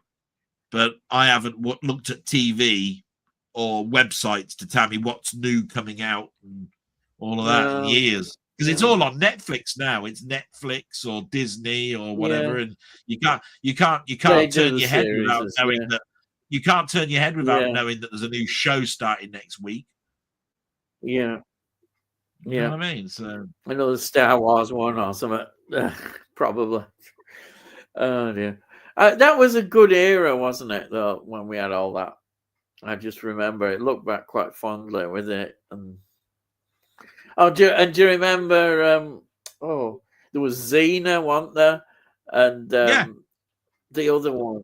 Who was the other bloke? There was a bloke character as well. Xena and I can't think of his name. Hercules, isn't it? Hercules, that's it. Hercules and Xena. They crossed over as well sometimes. You get episodes. They were good fun. You see, for me, it all started really with Star Trek: The Next Generation and The Best of Both Worlds.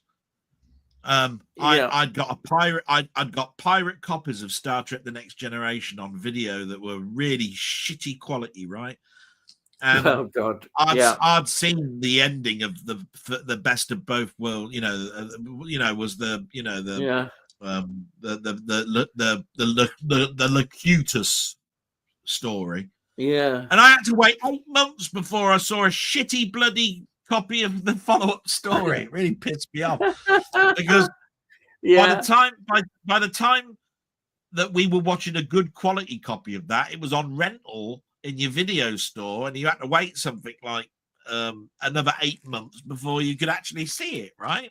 Yeah, because that's right. BBC hadn't even the BBC had only just got around with showing season 1 or something by the time that they were showing season 3. A bit. Yeah. You know what I mean? It was like how far back. So pirate tapes was a thing for me, watching pirate episodes on videotape. Yeah. No internet there. Do you remember everybody had those terrible Doctor Who, really unwatchable stuff of the missing of the surviving episodes. I bought some of them have been on UK Gold, I think. Yeah. Well, I bought telecines. I bought audio only version. I bought audio versions of The Abominable Snowman and all sorts, right, on cassette. Oh yeah. And these things were 4 tapes for $10 and all sorts of shit that I had to either get it mail order or travel to I had to travel to Blackpool, I think, once to pick it up. That's real dedication. No, Bournemouth it was. That was it. Bournemouth. I had to go down Christchurch Street. That was right. And this guy, I had to meet him in a car park to buy it. I felt really seedy. Cloak and Dagger. I felt really seedy. And yet he was contactable through Doctor Who magazine. I was buying it then. Oh dear. Actually, today I was reading this article about, they were asking the question, are we going to locate any more of the missing episodes? That was the question. But we know that there is one episode, certainly, that a collector has got, and probably more. It's because when they returned that Web of Fear, one of the episodes went missing. They said they had them all, and then he kept the battle episode, didn't he, of Unit? He kept the one episode that's the battle between Unit and the so we know there are episodes that like that, which why can't we put it in? It's annoying because somebody made a very important point that some people will have these episodes in their collection. They won't give them out. There may be some, And if there are, they're going to be no good anyhow, because the film quality in these cases is going to deteriorate if they're not in good conditions, the actual film. So they're not going to be worth anything. So they're effectively destroying any chance of ever seeing some possible episodes. It's terrible. How they can be so stupid and selfish. At one point, I did understand it a little bit. It was this collector was turning around and saying, "Look, the moment that I give it you, and you make a copy, and you're not going to prosecute me, so I want a piece of paper that says you're not going to prosecute me, first of all." Yeah. Right. As soon as you've got it, it's worthless. While I've got it, theoretically, I could sell it to anybody. Yeah. Right. I don't have to sell it to the BBC. I could sell it to somebody else, and they could sell it to you, and I'll still get my money. The thing about it is that it's how much you believe the hype, because apparently it's not the collector that's the problem. It's the person. It's an agent of this bloke.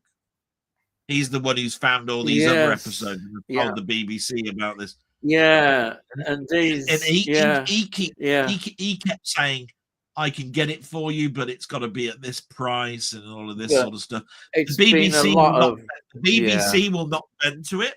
They've offered all sorts of things, like, "Look, we're not going to prosecute. You'll have a sheet of paper that says we're not going to prosecute. Yeah.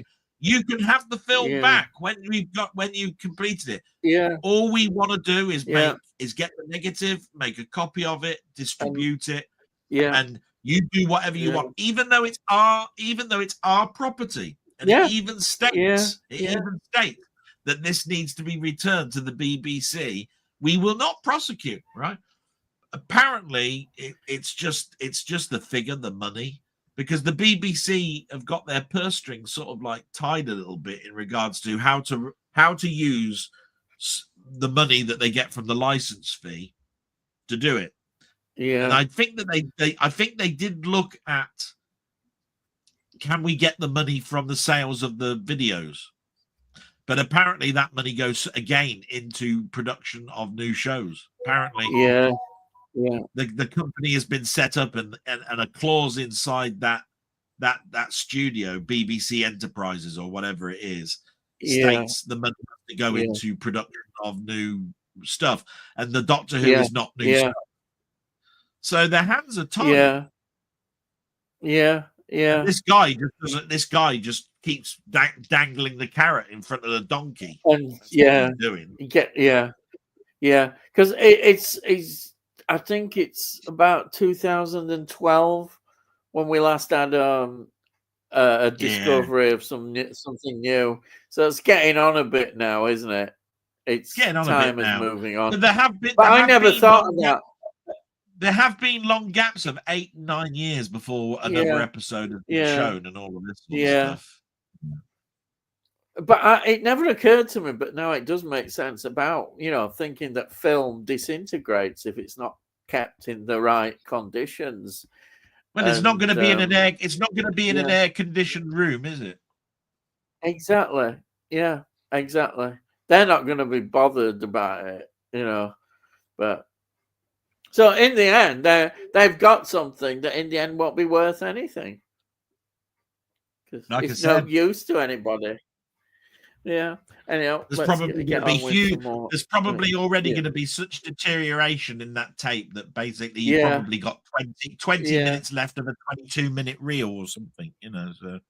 Yes. Yeah.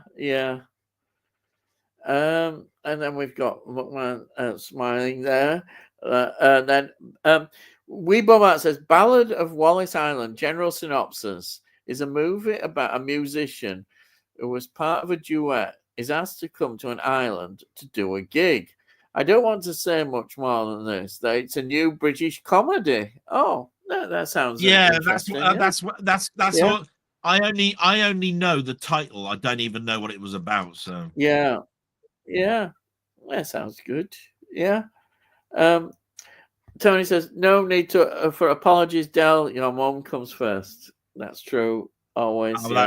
That's very nice, Tony. I feel bad now that I ranted at you. No, not really. Not really. I'll take all that back. I couldn't give a shit that I ranted at you, you little shit. And Jamie says, I don't think Ian has paid his broadband bill this week. Oh, they're blaming yeah. So, I'll tell you what, there's no freezing going on now. You're all right. Is it? Oh, so yeah. That did the job. That about the cam. Yeah. Well, it's helped. I will say that. Yeah. Oh, this is cheeky as well.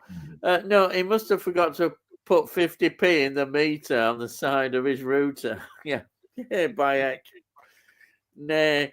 Don't worry about us, Delboy. You make sure you look after your mum. You've only got one, and that is so very true. Nice. Very nice of everybody. Your mum. Yeah. This is the reason so much. This is the reason why I like being here. But of course, I know for a fact that I've missed so many good questions. I mean, I didn't get to give my opinion of Glengarry Glen Ross. Glengarry Glen Ross is one of my all-time favorite films. Most people will know that I'm a big follower of Jack Lemmon films. Jack Lemmon is in that film. The only thing about what stops people watching it now is if you've got some sort of like hate for Kevin Spacey after all of his stuff that was going on in the courts, in regards to young lads and all of that sort of stuff, right? Because people won't watch House of Cards anymore because he's in it and all of this sort of stuff. Yeah. But the film is an absolute joy to watch. It's all about selling tickets. It's about selling like land estate or something like that, and you've got what they call these pink slips, and Kevin Spacey has got the top pink slips, and he'll only give it out to the people that he likes, and he doesn't give any to Jack Lemmon, and he's about to basically end his career because he has to make a sale in the next 3 days, otherwise he's out, and all of this sort of stuff, and he's at the end of his. So his story is all about when you're up shit creek and you're at the wrong age of 60. You know what I mean? That's what Jack Lemmon's character is. But there are others there that are Jack of the lads that are green behind the ears, and they're not going to be given those slips to, and they're all trying to get the good clients, these calls that they're going to have to make, and they're going to be able to get a sale because it will assure them being able to sell for the rest of the year. Do you see what I mean? So I think it used to be on Broadway. It was a drama, one of these one stage production type things. There's not many locations. Do you see what I mean? Mm-hmm. So yeah, it's like Educating Rita could be on the stage. Do you see what I mean? It's that sort of thing. Yeah. So I've seen Educating Rita on stage. Yeah. So but Glengarry Glen Ross, I bought that. I think it was a Criterion edition. In fact, actually, I think it was Muckman Movies that actually showed off his copy of it. And I think I bought it at the same week. I think mine came through the same week as his. Yeah. And I went, wow, there's another person who likes Glengarry Glen Ross. Who knew? Because it was one of those films that I think a lot of people just don't know about. Yeah. But it's an amazing film. It's won Oscars and all sorts, I mean, it's a cracking film. So, Actually, I think Pete has it in his new pickups. I think he may well have that in his new pickups. Oh, does have he you really? seen his last video? Yeah, I'm sure that was in there. I did, pickups. But I thought the only thing I saw in there was Nora. Yeah, I'm sure that could have been. He's mentioned it before. Yeah. He mentioned a promotion for a TV series called Creep. I remember that. Creep. Oh, so yeah. Creep. Yeah. There was Creep. There was Nora. Oh, he'd bought 2 steel books, the Josie Wells and the Power Rider. Yeah. And he bought Tombstone as a standard slipcase edition, I think. He didn't get the steel book of that. I don't remember. I don't remember seeing Glengarry Glen Ross in that. Yeah, I'm sure he mentioned it. I'm sure it was. There were a few other things there. Yeah. And then he said, it's the new Steam Internet BTR testing. That's my internet. Yeah. Thank you. Put a few more calls in here and tell the boy no curry takeaway tonight. We don't need coal for the router. So I don't. I can safely say that I don't like curry. I don't like curries. I don't eat them. It's amazing, right? All these people are coming. All these people are coming out with jokes that I would have normally have come out saying, "Oh, you got 50 pence in the meter." You know, as the little hamster's legs not running around fast enough. You know, all that sort of stuff. You know, they're all coming out with their own ones. Look at that.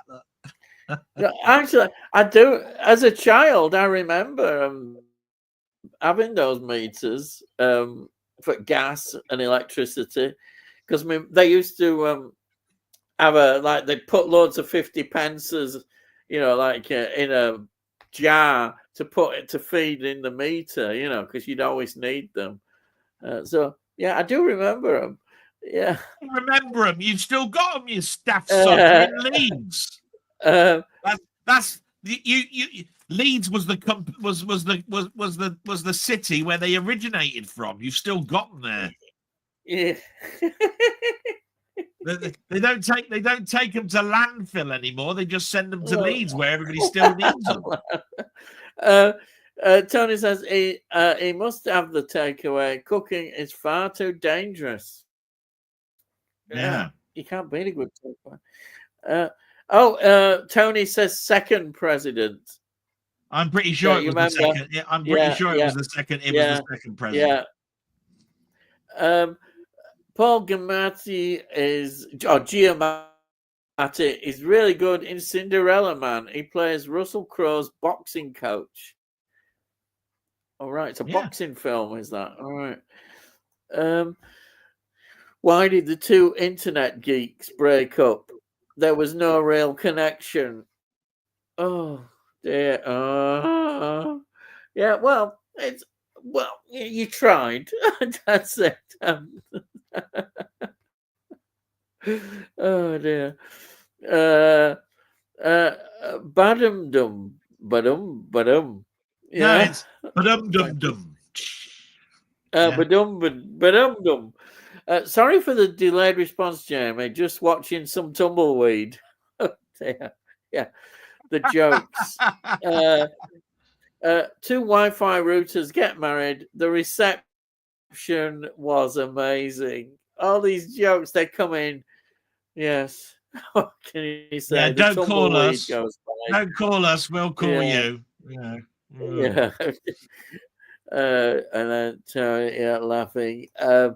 Del, you never guess who I bumped into yesterday on the way to the opticians.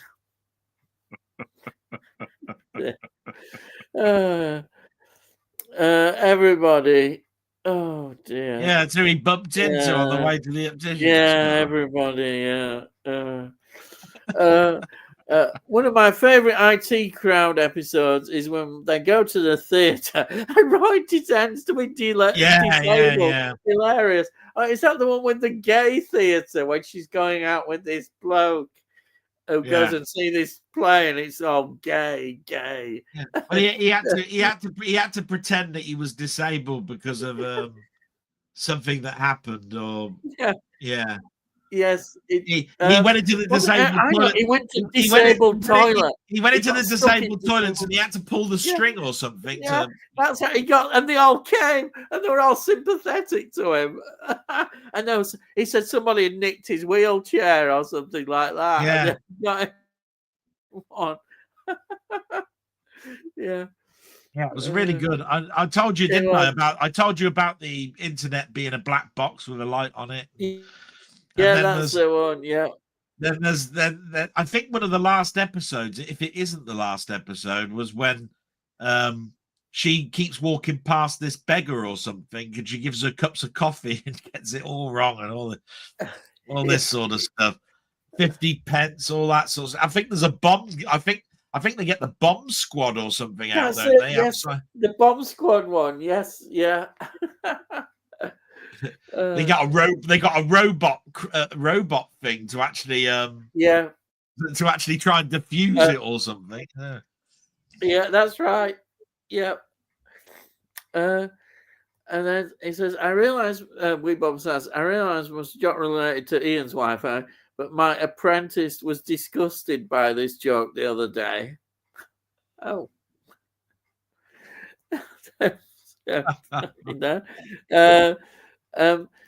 James says, I've lost 4 subscribers this week. He's laughing. Jokes like that, I'm not surprised. I didn't give them monkeys. All right. No, you'll get them back. They'll all come back. You'll get lots of new ones. Good going, that Jamie. At that rate, this time next year, you'll be on minus. Oh yeah, you could keep going backwards and backwards. I think they didn't like me saying I want to retire when I get to 60. Well, no wrong with that. Why shouldn't you retire at 60? Oh no, nobody wants to know what you're doing next year, do they? you old bastard.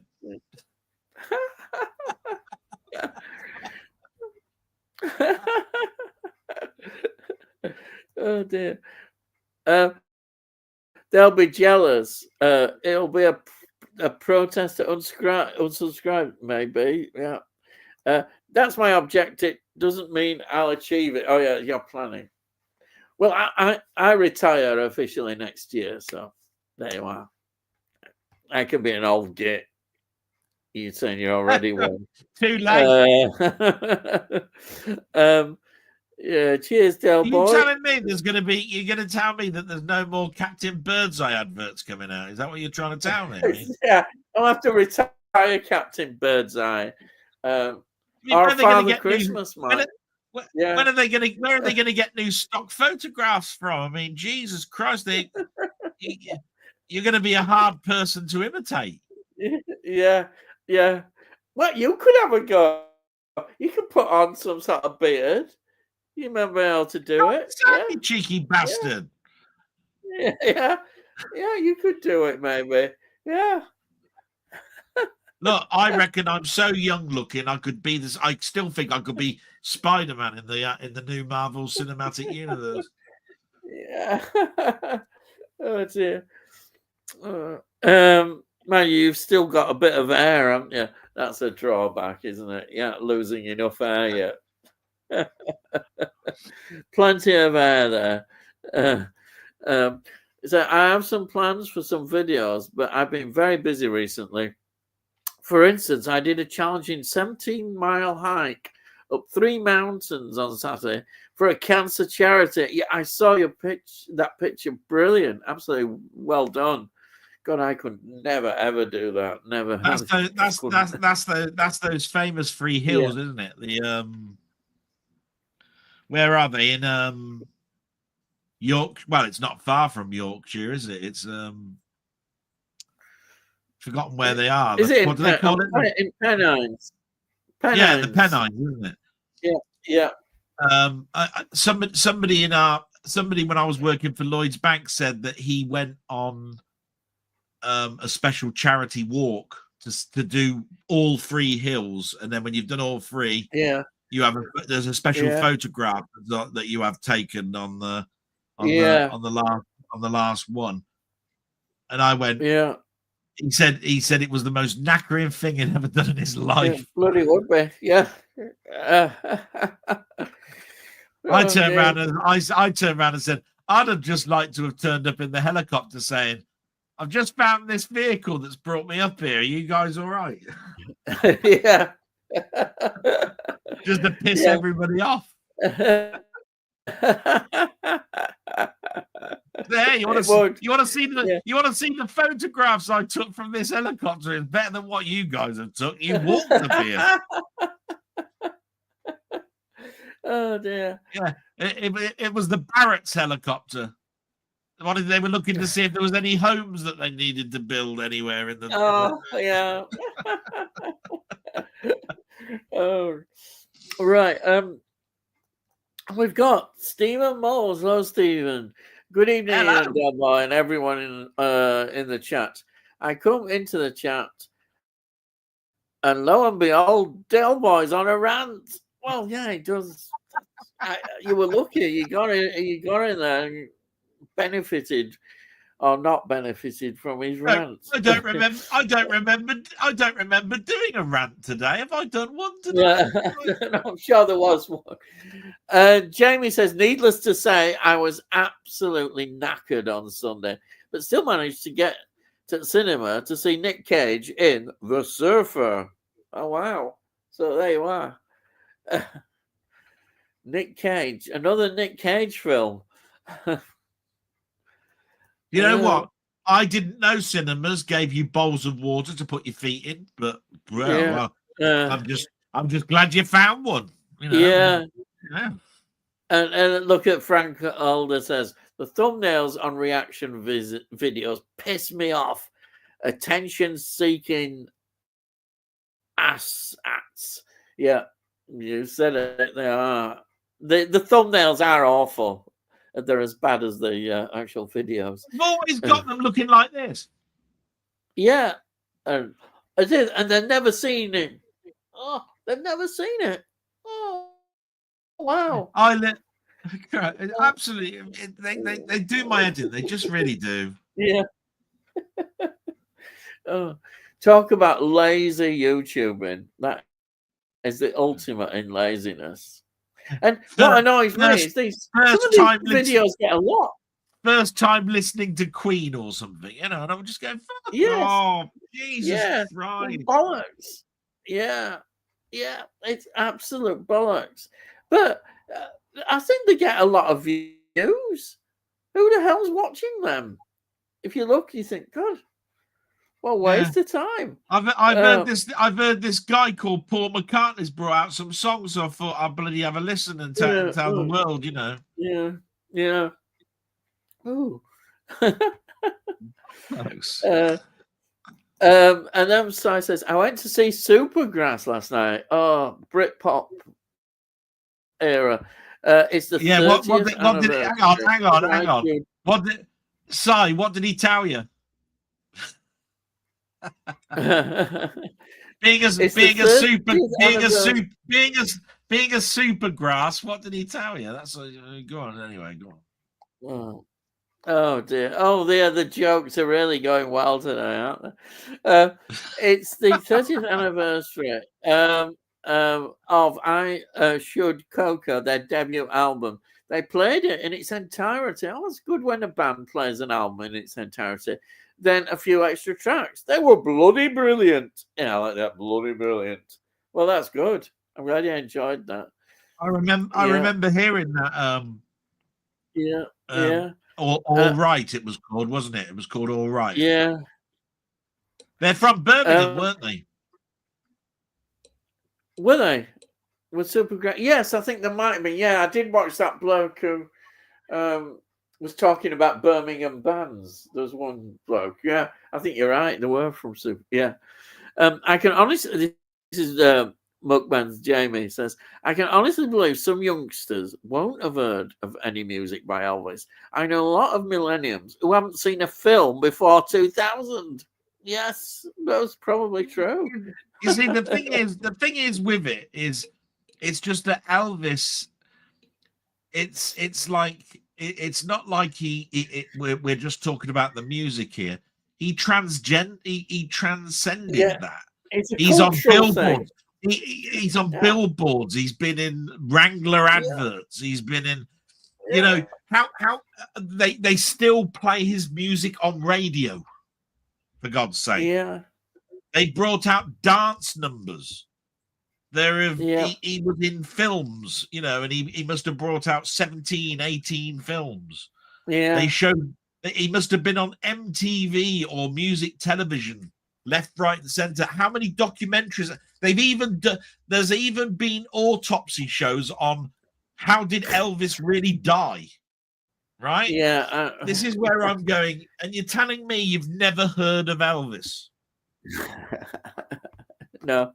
There was a film out in the last 2 years. Tom bloody Hanks was in it. Yes.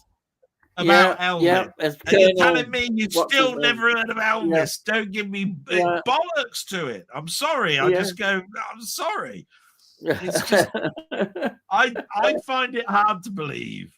I find it hard to believe.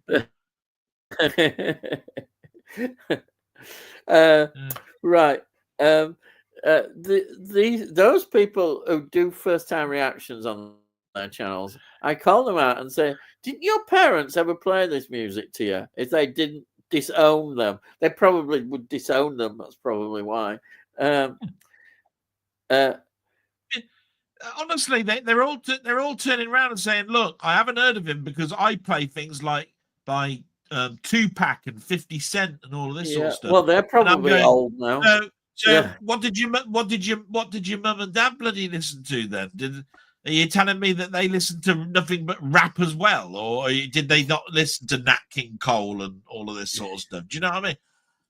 I'm sorry, but it's still hard to understand that these people would not have heard of them. Yeah, it's like saying, who's this Muhammad Ali bloke? You know what I mean? I won't be surprised you don't even have to be interested in the sport of boxing to have not heard the name Muhammad Ali. Yeah. But I wonder what they really watch. TikTok is probably more popular than YouTube. Yeah. They're probably not interested in anything like that. That's maybe why they don't know. Yeah. And I don't know. I can't work it out. It don't make sense, does it? Oh yeah, this is it. This must have been a technical. It says Ian should become a ventriloquist. He's speaking without moving his lips. Is exceptional tonight. Amazing, isn't it? Yeah. What do you think of it so far? Rubbish. Yeah. I mean, I can't wait. I mean, I'm just about to watch this fantastic film. It's by this unknown sort of actor called Clint Eastwood, right? Apparently. Oh, right? Yeah. It's got this. He plays this character called Harry or something. Yeah. Right. And apparently he has to keep going to the toilets a lot because he's dirty and needs to wash himself or something. I've heard it's good anyway. I can't wait, really. Yeah. Up and coming. Well, he could if he can go to the toilet. Up and coming name, apparently, this Clint Eastwood fella. Yeah, Clint. Yeah. And I heard something about. Didn't he do something with spaghetti? I don't know. I heard that. He did something with spaghetti. Apparently, yeah. I don't know. Eat my spaghetti or something. Yeah, apparently he's really big at selling tins of spaghetti hoops and stuff. Yeah. Yeah. Got shares in tomato sauce flavored products. Yeah.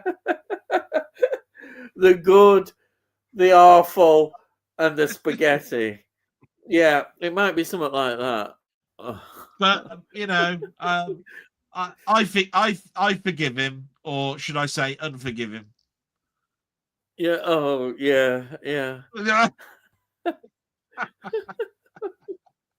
Oh dear. And do you remember he did that one about the lollipop? It was Magnum something or other. Yeah, that's Magnum right. Lolly. Yeah. He's a conservationist. He loves monkeys. Great. Yeah. Oh yeah. It depends which way. Yeah. And apparently his trousers are always falling off because they're loose. Yeah. Oh. Anyway, we'll carry on. I have that one. Watch Tony.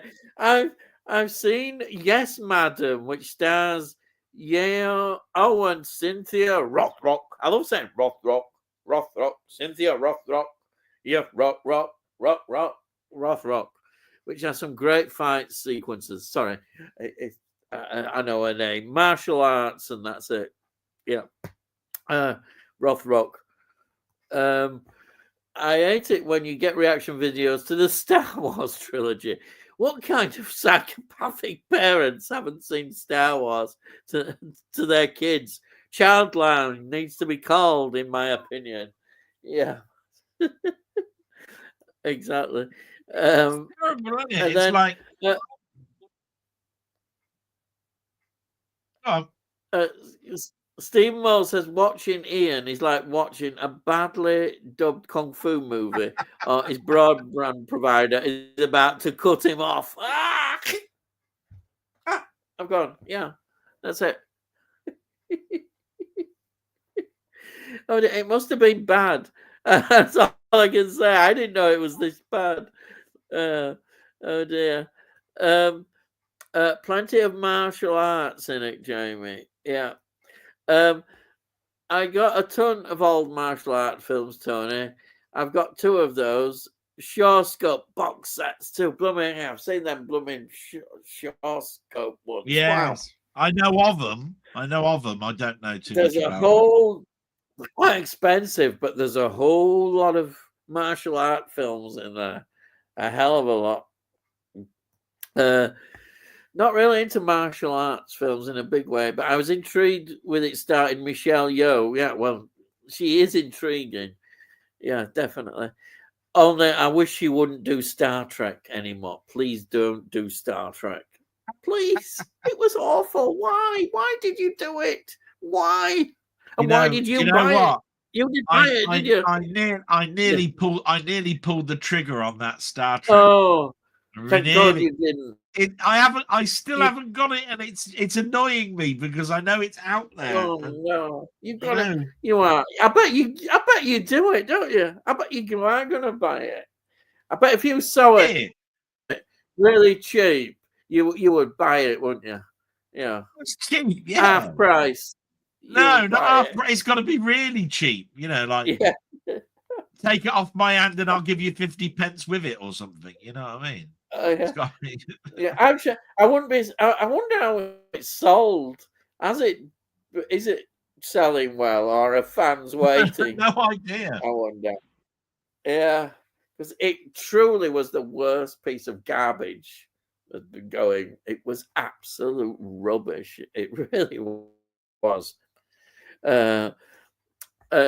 She's good in Super Cop with Jackie Chan. Yeah, more of it.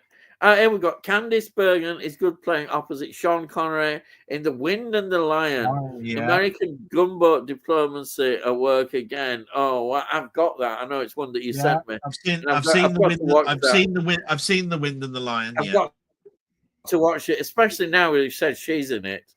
I'll have to definitely give that a watch. And Sean Connery, of course. Yeah.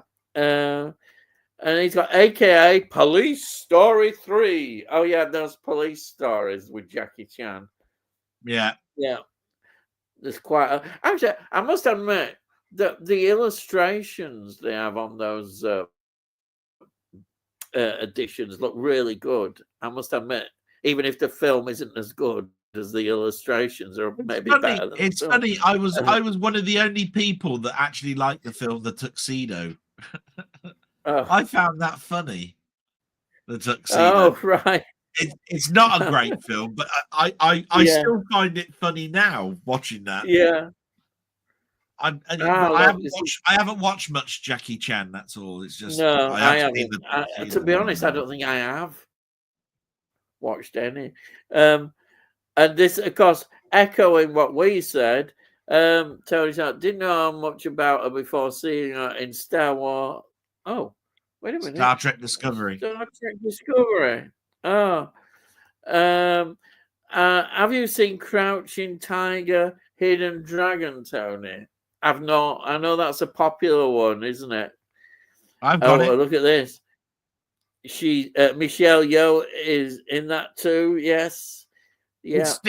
It still makes me laugh watching these characters leap from tree to tree. Oh, it's stylized, kind of. It's all wire work. It's all wire work. Yeah.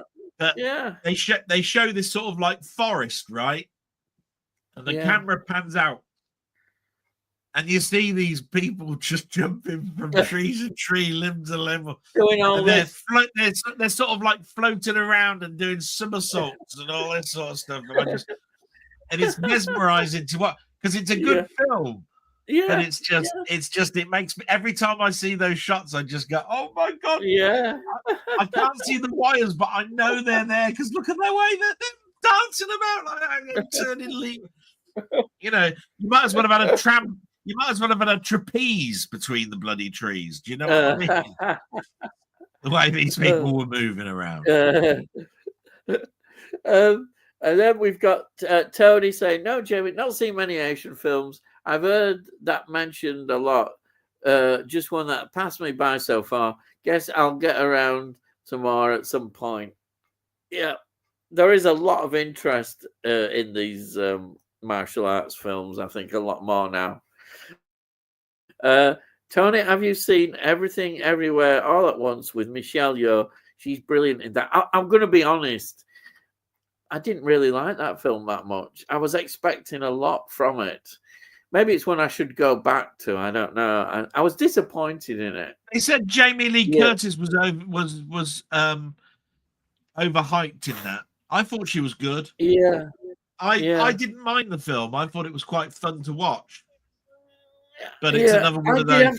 It's another one of those universes cracking up type things, you know, where there's shattering effects and all of this sort of stuff. And it came at a time where all this multiverse was going on in just about everything that Marvel was coming out. Maybe that's what I was fed up with all that. Yeah.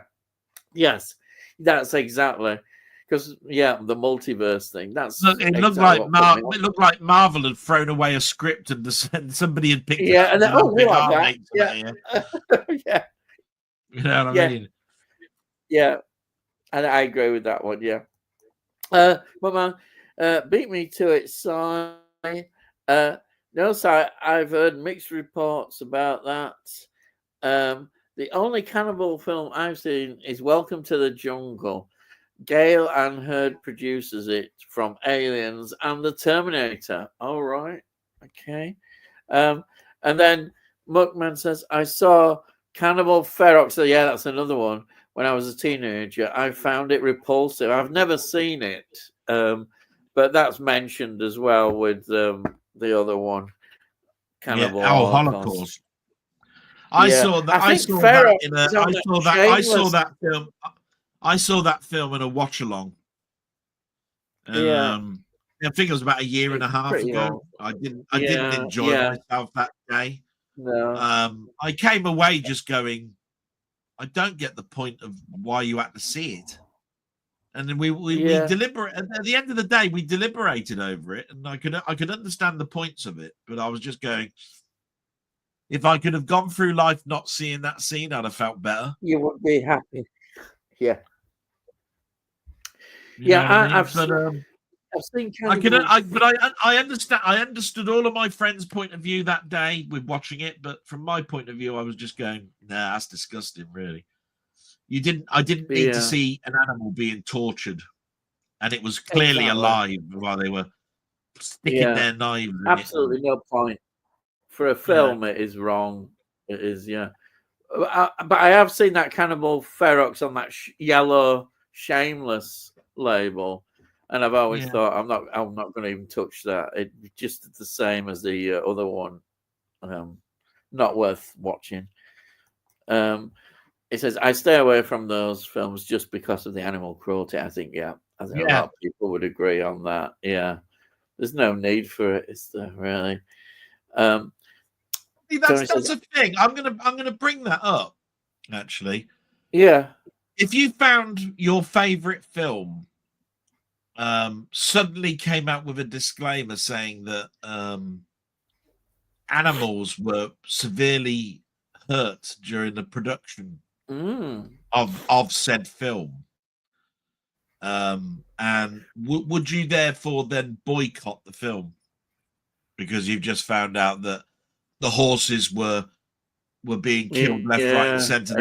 Their legs were being pulled from underneath them to make them drop or whatever it was. I mean, if you found that was in that was happening in one of your most favourite films, one of those films where you said, "Oh, I grew up and I love this film and I watch it every year and all of this." If you found that happening, would you boycott the film?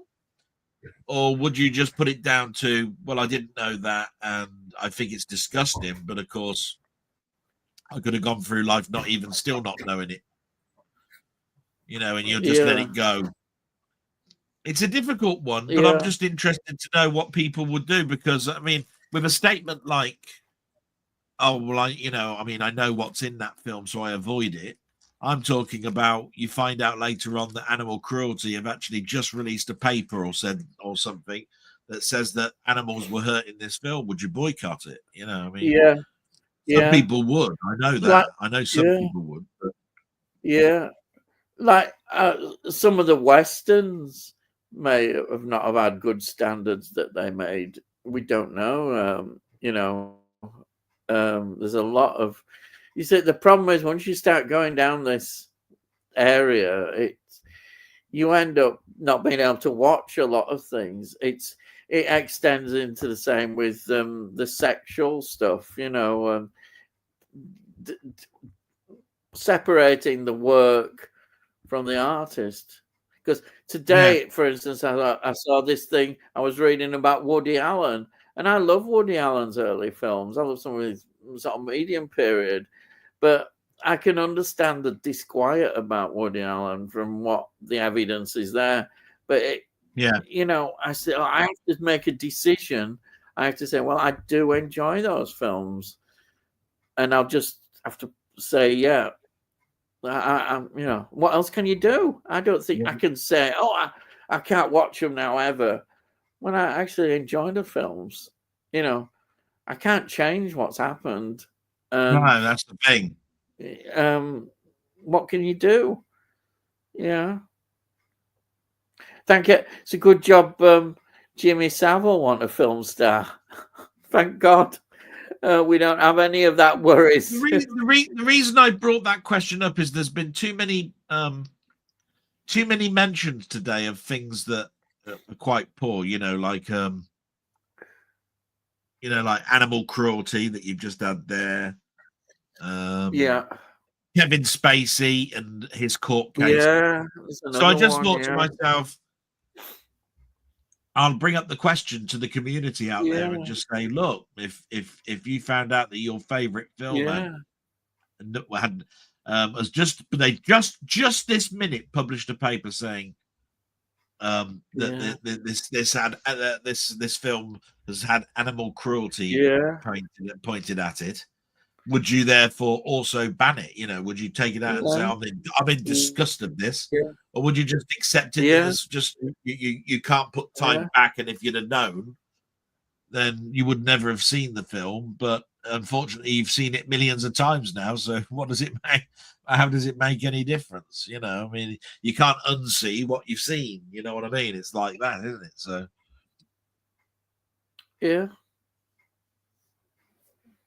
there's lots of issues there. Sai says, I've only seen Cannibal Holocaust once, never again. I don't understand how people enjoy it and rewatch it over and over again. I don't understand it at all. Because they're disturbed motherfuckers. Yep, I totally agree with you on that. Raw is a good French cannibal film. Yeah, Raw is great. I've got that one. You have to get over it. It is quite a gory film, but I think it's quite good actually. It really is, but a difficult film. But definitely. Oh, this is interesting. And he's right as well, I'm sure. Fringe was 100 episodes, so that's quite a good. Wasn't there a time where they actually where the what was it? It was the major films, the major TV channels over in the States said a minimum of 75 episodes for syndication or something like that. Yes, Which is yes, you're right. why Yeah, Star Trek or something set yeah, the precedent because it had 77 yeah, episodes. So I think they put yes, yeah, this number of 75, and if you did 75 yeah, or above, then you could syndicate. Anything yeah, below, and you couldn't. Not yeah, enough episodes then, or they yeah, looked at it. yeah. Because that helped, obviously, because the fans were able to get the 3rd season of the original Star Trek, weren't they? Yeah. Which obviously was important in the number of episodes. So I'm just going to check on my mum one more time, and then I'll be back. All right. Okay, I'll carry on then. Sai says, I've always wanted to watch Raw. Yeah, I think it's a good film. If you can get past aspects of it like that, I don't think it's not too bad. And the ending's quite interesting as well. Yeah. Oh, Jamie says, I have a French tattoo. Wow. I have the blue frog from the credits sat on some amber. Wow. You really were a big fan of that to get a tattoo. Wow. And then Sai says, Walter is one of the best TV characters in history, in my opinion. I loved it when he put on the Yes, playing Yes. Oh, wow, I was in heaven. Prog rock, Yes. He was playing Yes. Fantastic. Yeah, that's what I always remember him for. I thought that was great. It was so wonderful. And he was, yeah, he said, yeah, agreed, he was hilarious. I know the actor who played him was brilliant, absolutely brilliant. And the character just grew and grew as you watched it. Amazing stuff. He says, I loved it when he kept calling Astrid a different name every time. Yeah. Yeah. Do you know, you're making me think I should rewatch it again. Oh, yeah. It's just fitting it all in. Yeah. And yes, then you have Anna Torv. Yeah, she was very good to look at. I admit, yeah, she was good. She was very good in her role, definitely. I loved it. Yeah, but it's making me think. Yeah, I should watch my copies. And yeah, and the thing is, it's one of those TV series that was actually on Blu-ray as well, which is fantastic because so many of the earlier series didn't make it to Blu-ray. Well, X-Files did, but some of them others never made it. I know, like Space Above and Beyond, which I really liked. I think it's on DVD only. Oh yeah, it's Sai saying flash forward. Yeah, it's just why this happens. I don't know. Oh yeah, Early Edition. Oh, I loved Early Edition. Now I was scouring to get a copy of Early Edition any season, and I managed to get an American one where they brought them out in different seasons. You could get the complete series, but it was quite expensive on DVD. It was about 80 quid, I think, something like that. But I was lucky. I went on eBay and I saw that they had one season. I think it's the 4th season, possibly. Just looking over there that I've got. Yeah, and I just quickly grabbed it. I thought, well, I've got to get it. I absolutely loved it. And it's an American one as well, but I can play it on my machine. It's all right. Yeah, but I loved it. The whole concept of Early Edition is just fantastic. Getting that newspaper, the excitement, of what story's going to be and what they're going to do to save somebody. Early Edition. That was that newspaper thing, wasn't it? That's right. It's such a good series. it was fantastic series. I I'll tell you loved what. it. Absolutely. I'll tell you what I had fun with this week. And I don't like to. I'm promoting you here, Ian, but not only am I looking forward to watching that Elton John one all the way through, because I've only watched a quick minute or two of it because of getting my mum ready and everything. Yeah. But it was when you were showing off your Star Trek stuff, and then it came up and it said upcoming Star Trek Collection 2, 3, 4. I was going, shit, Ned. Yeah. How much stuff's he got? Jesus. And I was thinking to myself, I wonder if he's got the box sets that look like this when they came out. Yeah, I've got one of them. I showed that, didn't I? I showed that one. You've seen that, yeah. And the Star Trek the other one. That came I did have them, those ones, but I couldn't find them. I'd got rid. I must have got rid of them. I've got all 7 red Voyagers, all 7 black Deep Space Nines. You've got them in those things, yeah.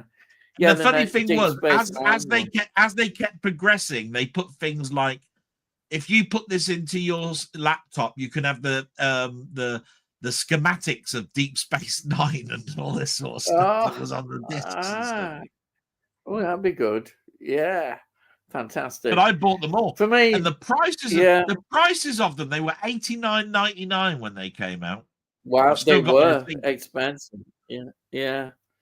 And then they were on. Then they redid them all with the special effects, brought them out on Blu-ray, and they were $49.99. I was going, shit now. Talk about taking the piss. Yeah. But no, I didn't. I saw you show your 1, 2, and 3 of Star Trek, but the only case that I saw that looked like that was the HD DVD one that you bought of the first Star Treks that were had the DVD on the other side. I've got that as well. I bought that. I remember when that came out, it was like 120 quid when I bought that. Yeah, I got it for about 50 pence, something like that, in a charity shop. But I tell you what, my crowning glory, right? Yeah. For many years, and it's not worth 50 pence now. Pisses me off. Right? What's that? I had the Blade Runner briefcase. Right? It was the 5-disc edition of Blade Runner with a little car and a little origami thing and all of this sort of stuff. It came in a briefcase, but they did 3 editions, one on Blu-ray, right? One on HD DVD and one on DVD. And which one did I buy? I bought the HD DVD one, didn't I? Oh. It was 100 odd quid or something, right? Oh. And the only one that's worth pretty much nothing. Yeah. But the thing about it is, I could make it worth quite a bit of money now, right? Because all I've got to do is find the Blu-ray disc and the cover for the Blu-ray discs and stick it in the same hole that the HD DVD ones come in. There you are. Yeah. Right? I keep thinking of doing that, but I never get around to it. Yeah. But, the amount of stuff that we were buying back in the day. Yeah. It's amazing because I bought all the 24. Did you ever get? I got all the Star Trek films. They were in this beautiful box on VHS. Absolutely. Oh, and it made a picture of the Enterprise on the spine. They were all like, it was absolutely fantastic because it brought it all back because I was watching AJ on his channel and he got it out. He showed it. Oh, and I was thinking, God, I should have kept it. I should have kept it. One of the only VHSs that I've got is the 5 VHS Star Trek movie collection with the spine of the Enterprise. It's got the front of the spine of the Enterprise with the circle, and it says Star Trek motion picture on the spine. You know, it was around about the time of the 25th anniversary Yeah. In fact, the Undiscovered Country is an advert on one of the trailers at the beginning of one of the films, and it's that lovely Star Trek 6 trailer where that you see all these little pictures of the original crew all dotted around like a quilt. And when it actually turns around, you find that actually they were projecting all of these bits of episodes on the Enterprise, and it turns around, it warps off, and it says Star Trek 6, The Undiscovered Country, and it comes around like that. It was called the 25th anniversary advert. It was to celebrate the 25th anniversary year. And I showed that trailer in one of my blogs. Said it's one of my favorite trailers. Because there was this voiceover that said, "We've watched them through all the years. We've watched their journeys." I remember that trailer. Yeah, it was wonderful. Absolutely. And it was a brilliant trailer. That's when a trailer was a trailer. Yeah, you know what I mean. That told you nothing about that told you nothing about the Undiscovered Country. It was just about trailers. Yeah. What I've had to sort of say to myself is, you can't change. I've just got to let it go and think, I had it. And ultimately, I don't like VHS, the quality, and it's just been nostalgic for that bit. But I don't regret getting rid of all my VHS stuff. I have to say that, because DVD, I love DVD. See, I'd never do that. There'll be people who get their Blu-ray updates now and they clear out the DVDs. I'm the opposite. I love DVDs still, and I will keep them. I think you've mentioned it, Ian, that you had no regrets about getting rid of your VHS. It's because it just took up so much space. Yes, that's the DVDs don't take up the space. So if you do get rid of your DVDs and you buy the Blu-ray, I understand it. Don't get me wrong. It's just that I never have the time to look at the boxes on the DVDs to say that the Blu-ray's got the same extras on it. to tell you the true story, that is really what it is. I am too lazy to go back upstairs, bring down the DVDs, look at the back of the box, look at the back of the box of the Blu-ray and go, oh, that's got the same stuff, right? I can get rid of that, right? I just go, I'll keep it.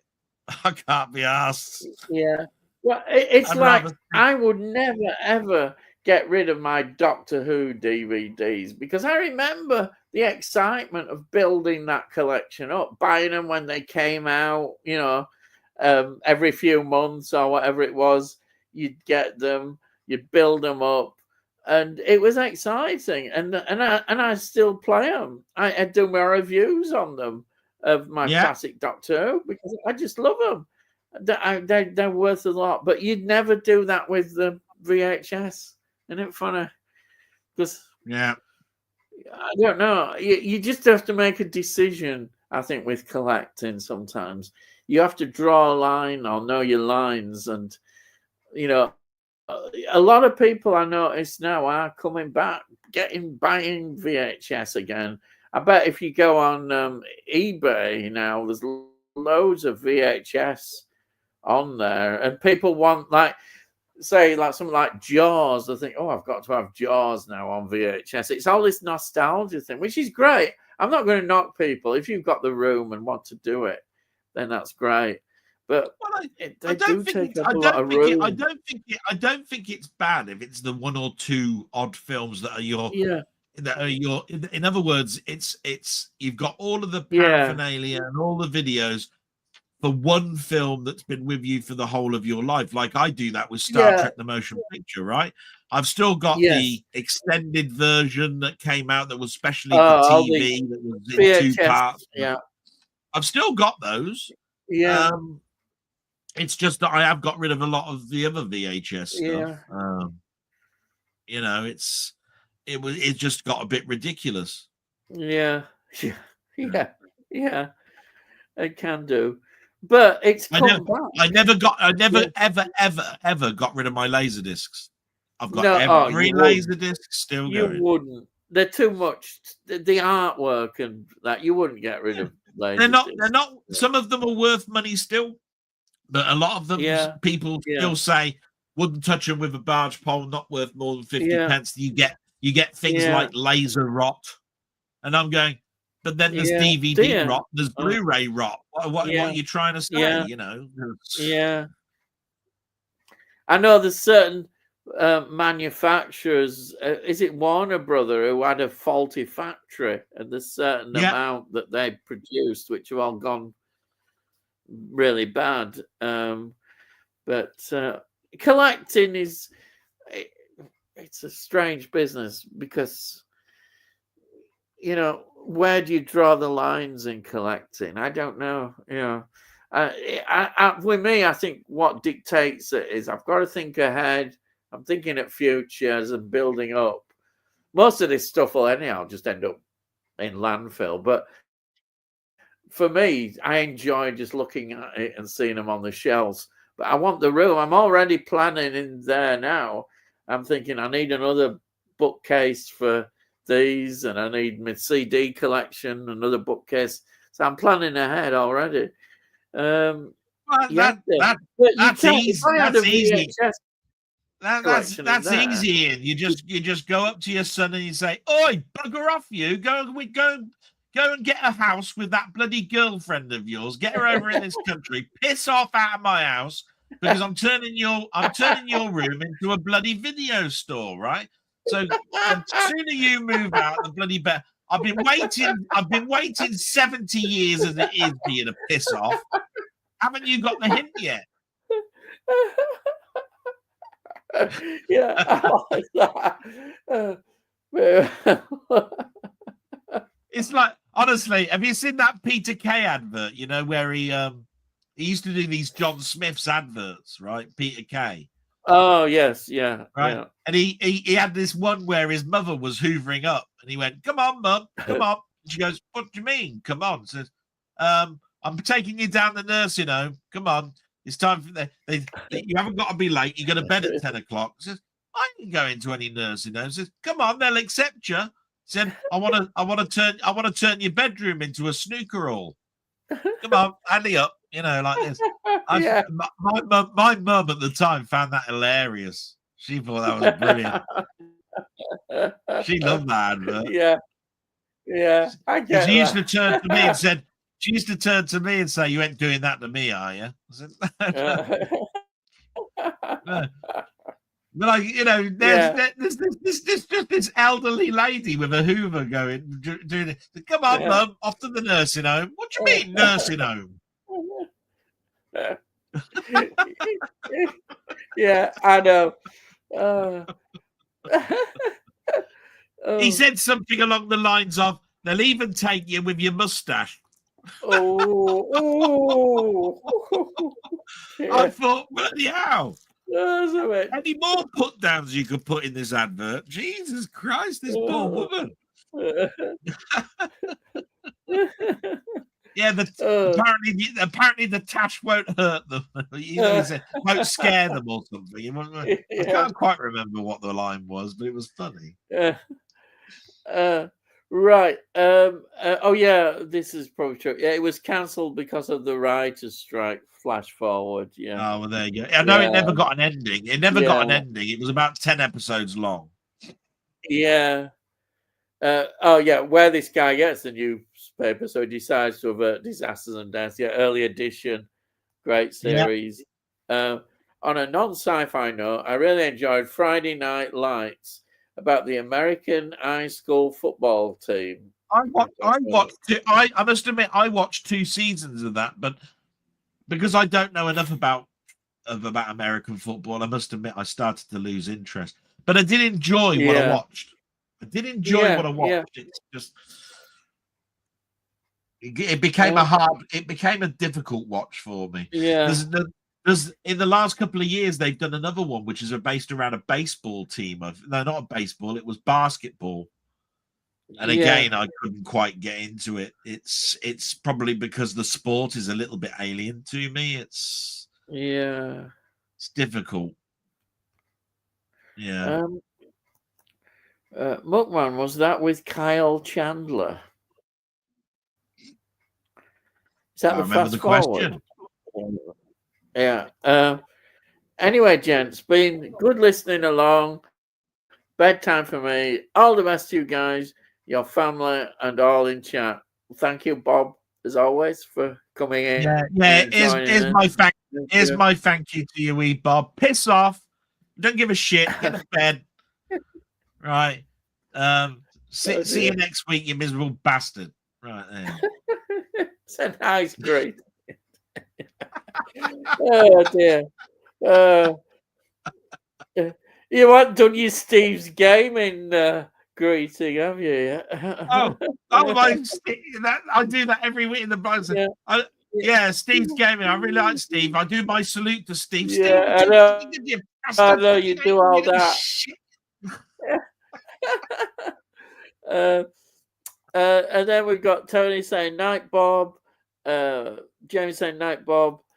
Cy, night, Bob. And then yes, Cy, with regard, Kyle Chandler. Yep.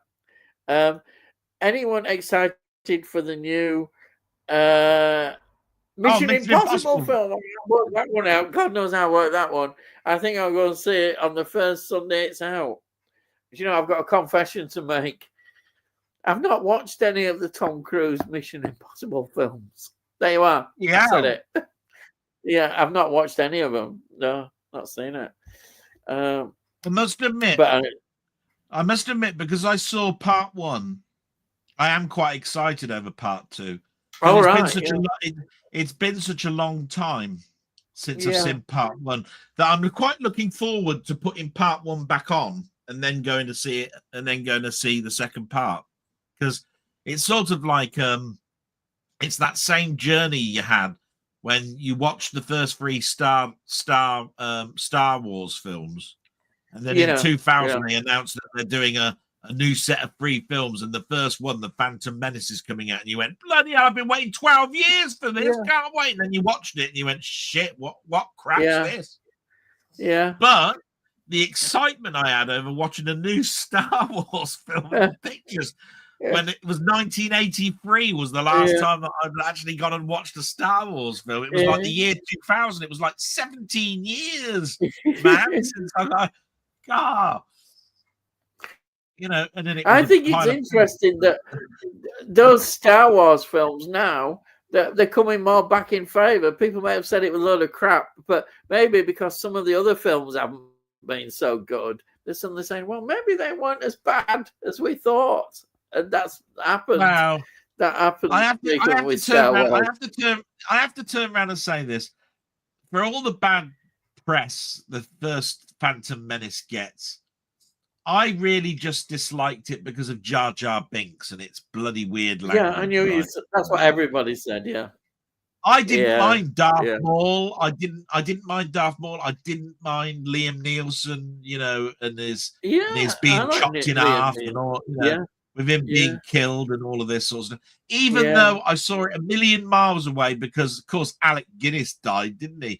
So of course you've got to have the death of this one. Otherwise, how does Ewan McGregor come up with the idea of killing himself in the first one? I saw it a million miles away happening.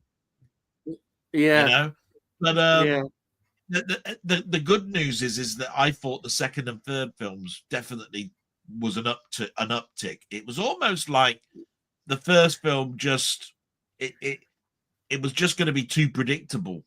Yeah, I think it was going to be all these new special effects, which everybody loved. I don't remember anybody saying the special effects were bad. I don't remember anybody saying that the music was bad. In fact, Duel of Fates is one of the most played John Williams tracks that was played of the next trilogy, because that's the fight scene, you know, between Darth Maul, and they played it everywhere on TV. Duel of Fates. That's what it's called, Duel of Fates. Yeah.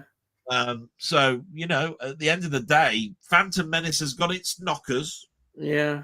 But it's if you go back to it, it's nowhere near as bad as the last film in the series. I was going to say, what's your opinion of the last 3 films? Well, I mean, when I saw Harrison Ford die, and I knew he was going to die, up until that point, it was like fandom. It was like, oh, I'm seeing Carrie Fisher again. I'm seeing her. It was all quite good and all of that sort of stuff. I still came away going, yeah, fan service. Am I excited? Nah, not really. When the next film came out, it was worse. I thought, Christ, I thought it couldn't get any worse. There's Luke Skywalker at the end turning into a ghost on a rock, and the titles come up, and I'm going, what the fuck's this? Yeah. And then the last one, Jesus Christ, with the two Skywalkers fighting in it. I tell you what, the fight scene seemed to go on for about 40 minutes. It was on oceans, it was across forests, it wasn't very good. It was almost like the planet was about to destroy, and they were going across every bloody landscape that you could possibly have. It felt like we'd seen it all before the story. Even it was just it's a retelling of a retelling of a retelling. Yeah, it just felt. If you think pointless. about it, you've got the first 3 films, and then they retold those 3 films in the prequel of the first 3 films, and then they do the same 3 films again in the next 3 films that go after the first 3 films. I'm just going, dang. Yeah, no originality. 9, and so I'm not surprised that people turn around and say, "Do you know what my favorite film is now? Rogue One." Yeah, I'm not surprised. It's the only thing that's got any new material. Doesn't actually try and reference anything other than it's everything that's going around the original Star Wars film. Yeah, well, mind you can say you've got Andor. Doesn't Andor come from Rogue One? Though? Yeah. And that's why I think that's why we like it, because it references without actually, and you actually get glimpses of things going on in the background or out of a window or something. Right? Yeah, you're walking along a causeway or something, and if you just scan your eyes to the left, you can see that there's some sort of like lightsaber battle going on or something, and you go, oh my God, look, that was the lightsaber battle that's going on while they were walking down the.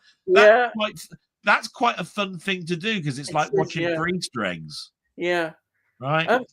I want to ask you, do you think will they get a normal release? Because I'm annoyed that things like Andor, it's all blooming steel books.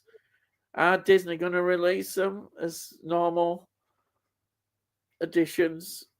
As far as I know, this is what I heard, and it was a long time ago, and nothing's changed at the moment. Disney said that they would come back to selling stuff full time if the steelbook sold well, and they'd just signed a contract for Sony to distribute. That's right. Yeah. The Sony to distribute their films. Right. But I haven't seen any figures for them to turn around and tell me that they're doing nothing but steelbooks. Oh, now I think that's terrible. I think they would make a killing to go back to the well and sell them as slipcover standard releases. They would. Yeah. In fact, I'm sure people have been buying on bootleg because it's much cheaper, isn't it? And that's how people have to be sometimes. But to me, they should. Andor would be a great series to release, not just on a. I mean, it doesn't bother me because I buy nothing. I know, well, for me, I just look at the prices and go, "Oh my God, that's too expensive." I do exactly. I do exactly the same though. With there's a box set that I tried to buy, but it's turned into something that's really too impossible for me to do now. And that was this Columbia box set, this Columbia 100th anniversary box set. Oh yes, they've done 4 or 5 volumes of it now. I've got volumes 3 and 4. I missed out on the first one because it was 120 quid. Apparently, it's still the most requested thing to be redone, reprinted. It's out of print. If you go on eBay, it's like £399 and all that sort of stuff. But people have fell out with Columbia now because what they said was at the beginning, all the films that are in these box sets will never be released as a singular release. They will stay and they in the have box done set, some of them. right? Yeah. And of course, they've brought them out, haven't they? I mean, Yeah, of Starman course, is yeah. Starman is just about to be brought out in this country with the TV series as well. Out the League of what's it called, the women's baseball one, the League of League of Their Own. League of Their Own. League of Their Own. Right. Yeah. Now, League of Their Own was one of the ones in the first Columbia box set. It came out in America as a slipcover edition, but they still have not released it in this country as a steelbook, as anything. So you could only the Blu-ray is still available to us in the UK, unless you bought that Columbia box set. So they sort of like a testing. They're going against what they said because they're still bringing them out, but they're not bringing them out in this country, which means that they're actually holding true with their. It will never be released. Do you see what I mean? Yeah. But I want a League of Their Own on 4K in my collection. I really do. Yeah. But there you are. I missed out on the first box set, and it's out in the States only for the 4K. Yeah. Right. Tony says, I've seen a couple of Mission Impossible. Never been a big Tom Cruise fan, to be honest. I understand that. Tom Cruise is one of those people that, particularly the younger one, that's always kind of put me off. But I think a lot of people then say, but like older Tom Cruise, people like much better. Yeah. I do like certain Tom Cruise films. I liked Minority Report. Yeah, I thought that was an interesting idea about arresting people before they've even committed the crime. I thought that was quite good, actually. Yeah. I like that one that's in like Groundhog Day but with aliens. What's it called? Yeah. Oh, Rinse and Repeat thing. Anyway. Yeah. My film that I like him in is Eyes Wide Shut. Oh, with his ex-wife. It's one of my masterpieces. I would put that as one of my favorite Kubrick films, if not, in my opinion. I remember the buzz around that film because it was like, oh, we're going to see Tom Cruise and his wife in the buff. Yeah, right. Because there's going to be a mass orgy at the end of the film that Coppola's done. And of course, they split up. They split up, didn't they? Yeah. But I love it. I love it. Something about it. But Tom Cruise is very popular. To be fair to him, he's kept his career really going, hasn't he? And these Mission Impossible films he's been a great promoter of them, and I was never a fan of Cocktail. I was never a fan of Risky Business. Oh yeah, Risky Business. That's another one. A lot of the early Cruise stuff I never really watched. Top Gun I like. Yeah. And then it took a while before he got onto a track where he couldn't lose. Every film that came out was a winner. You know what I mean? Yeah. Yeah. I'd like to see him play more characters that are against his type, if you see what I mean. More sort of bad characters, really sort of evil kind of characters, and people that are not his normal image. It would be to see how good an actor he really is, just to see him play. I just remembered it's called Edge of Tomorrow, isn't it? Oh, yeah, that's it. Yeah, yes. And he says Edge of Tomorrow is one of my favorite sci-fi films. And the other one was called Oblivion. Yes, yeah. Which was another science fiction one. I definitely can't deny his acting ability now. Yeah, and then James says Kevin Spacey's controversy won't stop me watching his films. Otherwise, I won't be able to watch great films like Seven or The Usual Suspect. I understand totally. Exactly. This is why that's why I put the question out there, because there are so many people that go, "Oh, if he's done that, I'm not going to watch any more of that." Yeah. It's almost like, oh, people will think that I'm a serial or a necromantic person because this bloke has now been found out to be like this and like that. Yeah. Just because you own a film and it's on your shelf or something. How does that what? Yeah. I don't see the tie-up, to be quite honest. It's like, what? Yeah. Yeah. You just imagine it in 10 years' time. It comes to pass that Paul McCartney was a kiddie fiddler or something. Right? Yes. Oh God, everybody turning around and saying, "I'm never going to play another Beatles record in my life." All this sort of stuff. Yeah. What? Yeah. And also, there's loads of questions. I mean, we know that the pop stars in that era, they were sleeping with some girls, and some of the girls would have been underage.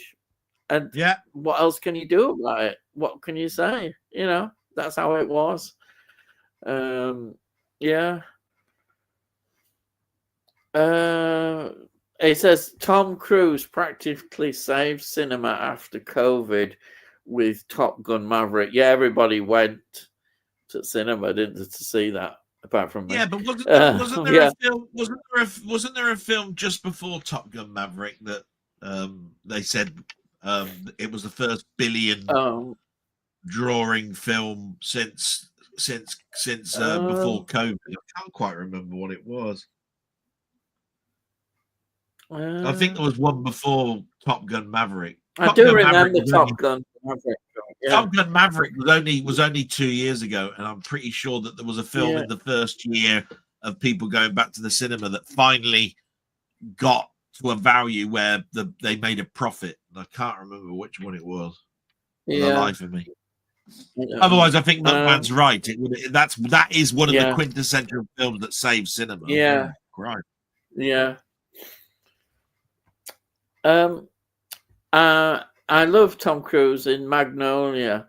He should have won Best Supporting Actor for his role. To say I've not seen it, but that is supposedly a bit different, isn't it? It's quite an imaginative, interesting film. Magnolia is great. Magnolia. Yeah. That came out in a deluxe box, and I bought that. Yeah. Oh, and there's another one here that he was, I've heard people mention as well. Tom Cruise film I do enjoy is The Last Samurai.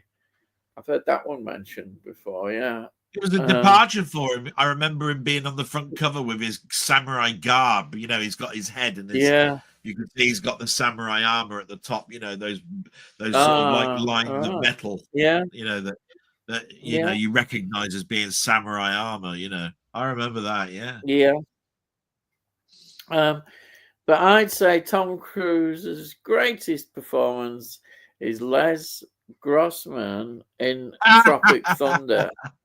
He's laughing at that one. So that must be well, I remember in Tropical Thunder, if I remember rightly, he did the end credits where he was dancing or something, wasn't he? As this sort of like as this sort of like drug baron character that was in the film, and he had all this gold jewelry on, and he was dancing. And it was like, and everybody was saying that's a departure for Tom Cruise to do something like that. Yeah. And then James says, Tony, that's a good one.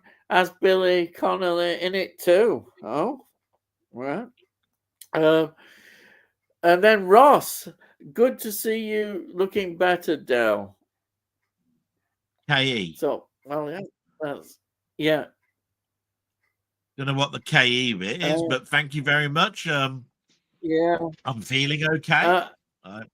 Yeah. Thank you, Ross, for joining us.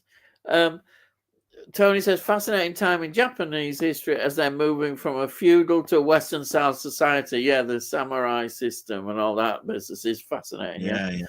And then Ross again says, Delboy, good to see you still smiling. Hope your mum is well. And then great show, Ian. Well, thank you, Ross. No, that's lovely. Yeah. That's lovely of you. I don't know what the KE bit was, but I understand the whole of that line. Yeah, very much. Hope you enjoyed the show up to this point. Brilliant. So it was the Wharfdale Three Peaks, Birksfell, Birkenden Pike, and Great Whernside, not the Yorkshire Three Peaks this time. That's all right. It's different there. That's it. Wasn't it? Wasn't those Three Peaks like Ben Nevis and Ben? Oh, I can't remember what they were all called. No, Ben Nevis is in Scotland, isn't it? That's right. Yeah. I don't remember them. I just know that there's 3 hills. Yeah. Snitches get stitches if you're a supergrass. Yeah. Yeah, I get that. Tony says, saw a couple of enjoyable westerns, Geronimo 1993 with Gene Hackman, and Day of the Outlaw 1959 with Robert Ryan and Burl Ives. Oh, right. Geronimo I've seen recently because obviously when Gene Hackman died. I don't think I've seen Day of the Outlaw. Yeah. I don't think I've seen Day of the Outlaw. No. Robert Ryan. That one. Jamie says, I bought tickets to see Black Rebel Motorcycle Club to do their 20th anniversary tour for their album Howl. Oh, right. I have, to be honest, I've heard their name, but I haven't listened to any of their music, but I have heard the name mentioned. Day of the Outlaw is a very good Western, very bleak Western.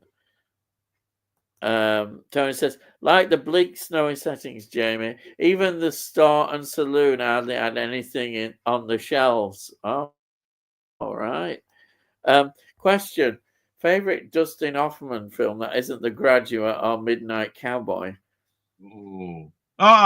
Marathon Man. Kramer versus Kramer. I love it. I know it's a bit sentimental. Yeah, that's a good film. It's great. I like Kramer versus Kramer. Yeah. I tell you what, there's a film that really gets panned by him, and it's one of his newer ones. And I think it had a different name in each country, but it was called Hero, where he's the person that survives a plane crash. Have you seen that? Oh, right, yeah. Hero. I've not seen that one. I think it's called Accidental Hero in some countries. Oh, yeah. I like that. I just don't. I've got to say as well, I think he's great in Straw Dogs. Straw Dogs, Straw Dogs. So for me, it'd be Straw Dogs as. But there's also the Watergate. There's the Watergate scandal that he did with Robert Redford. Oh yes, the what they call I forgot what they were called. Those two people. Yeah, they were the people that they followed the storyline and then the Watergate. Actually, it was called All the President's Men, wasn't it? All the President's Men. That's it. All the President's Men. I was trying to think of the name of the journalists who it's about. The two journalists. But I can't think of that. But yeah, it's All the President's Men. Yeah, Marathon Man with its scene with the dentist. I think I'll always remember that. Yeah. People mention that one. Yeah. Makes my teeth itch just thinking about it. You know what I mean? Yeah. I do like. I think Dustin Hoffman's a good actor. Yeah, I like him. Yeah, definitely. And then Sarah says you're walking a tightrope with those Clint Eastwood jokes. Yeah, we did get going on those jokes, didn't we? That's a terrible joke. Tightrope. Jesus Christ. There's another one I forgot. Dustin Hoffman. Little Big Man comes to mind with Dustin Hoffman as well. Yeah. Oh, and again, now this one is linked with, isn't it, Steve McQueen as well? Papillon. I'd go Papillon. Yeah. I forgot about Papillon. Steve McQueen's in that, and I got Dustin Hoffman. Brilliant. Absolutely brilliant film.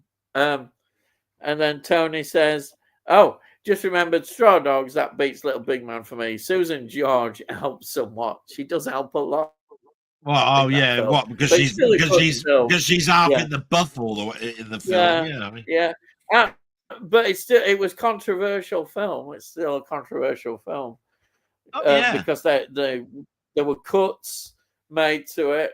The British Film Board of Censors were really having a bad time, with the director. They were trying to work out what to cut from that particular scene. And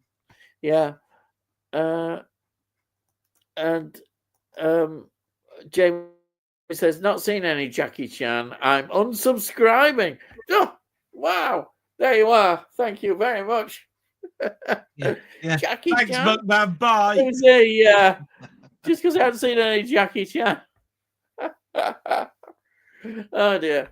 Mind you, I mean, Jamie, you're a Liverpool supporter. What on earth are you doing as a Liverpool supporter? You're from bloody Leeds, lad. Why aren't you supporting Leeds? That bloody explains it then, doesn't it? Support of bloody Liverpool. By heck, what's going on there, lad? That explains why he's a Liverpool supporter. Jesus Christ. Hell, you should be Leeds. Anyhow, we're back. We're back in Premiership for I don't know how long, but we're back. Yeah. I'll tell you how. I'll tell you how long. One season. Cheeky bugger. We'll see. I watched Cannibal Holocaust on that watch along with you, Delboy. Oh, right. Oh, so then you all did it together. Yeah. Honestly, I used to have fun doing those things, but that particular film, I remember not giving a reaction to my face until the end when we were talking about it at the end. My opinion of it was absolutely disgusting, and I didn't know quite how to react, to be quite honest. I remained po-faced, if you see what I mean, because I didn't know quite how to react, and I knew people were watching. I said this to them, at the end of the watch along, and I said, but I tell you what, it's probably one of the most uncomfortable watches. Yes. Yeah. But what I did figure out with those watch alongs, and I have fond memories of them all. Was that you have to be in the mood on the day for the film to work, because I remember we were watching Big Trouble in Little China, and I was one of those people that thought, you're gonna love this film. I love this film. John Carpenter's one of those. Yeah, but not everybody does. It's one of those ones that nobody really talks about too much, and it's great. And everybody I know who's ever watched it has turned around and been a big fan of it. And I just remember that, at least two of the four guys, turned around and went, you didn't like that it. That was an awful film. An absolute awful film. I think that my answer to it was I didn't like it this time I watched it. And I don't know why, because I've watched it time and time again other times, and I've absolutely loved it. But that particular night, something about that night, it was weird. Nobody came away with a positive thing to say about the film. We didn't do too many more watch-alongs after that. It's a shame. No, it kind of probably put you off. I suppose people just moved on, because it was like each time that I'd turn up or something on the Tuesday that it was going to be done, one of the others would pull out.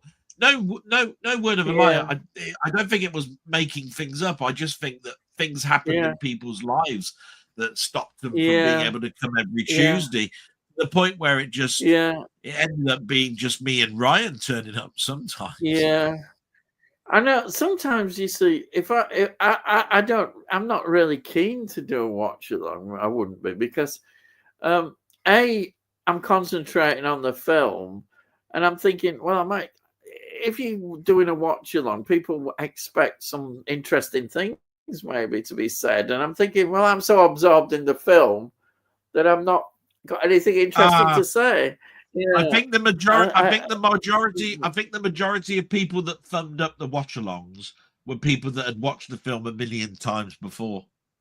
Yeah, yeah. So basically, you could Yeah. hear it in the background what was going on in the film. Because Yeah.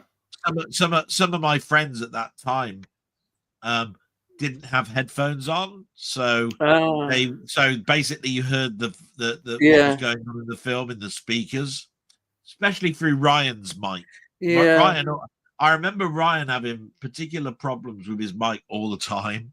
Yeah. Doesn't matter how many times I said, try this, Ryan, try that, Ryan. Yeah. He never could get it quite right. Yeah. I wish him well. I have good memories of those days. You see, anyway. I'd want, if you're doing a watch along and you're not watching it, you're watching other people's reactions doing a watching along.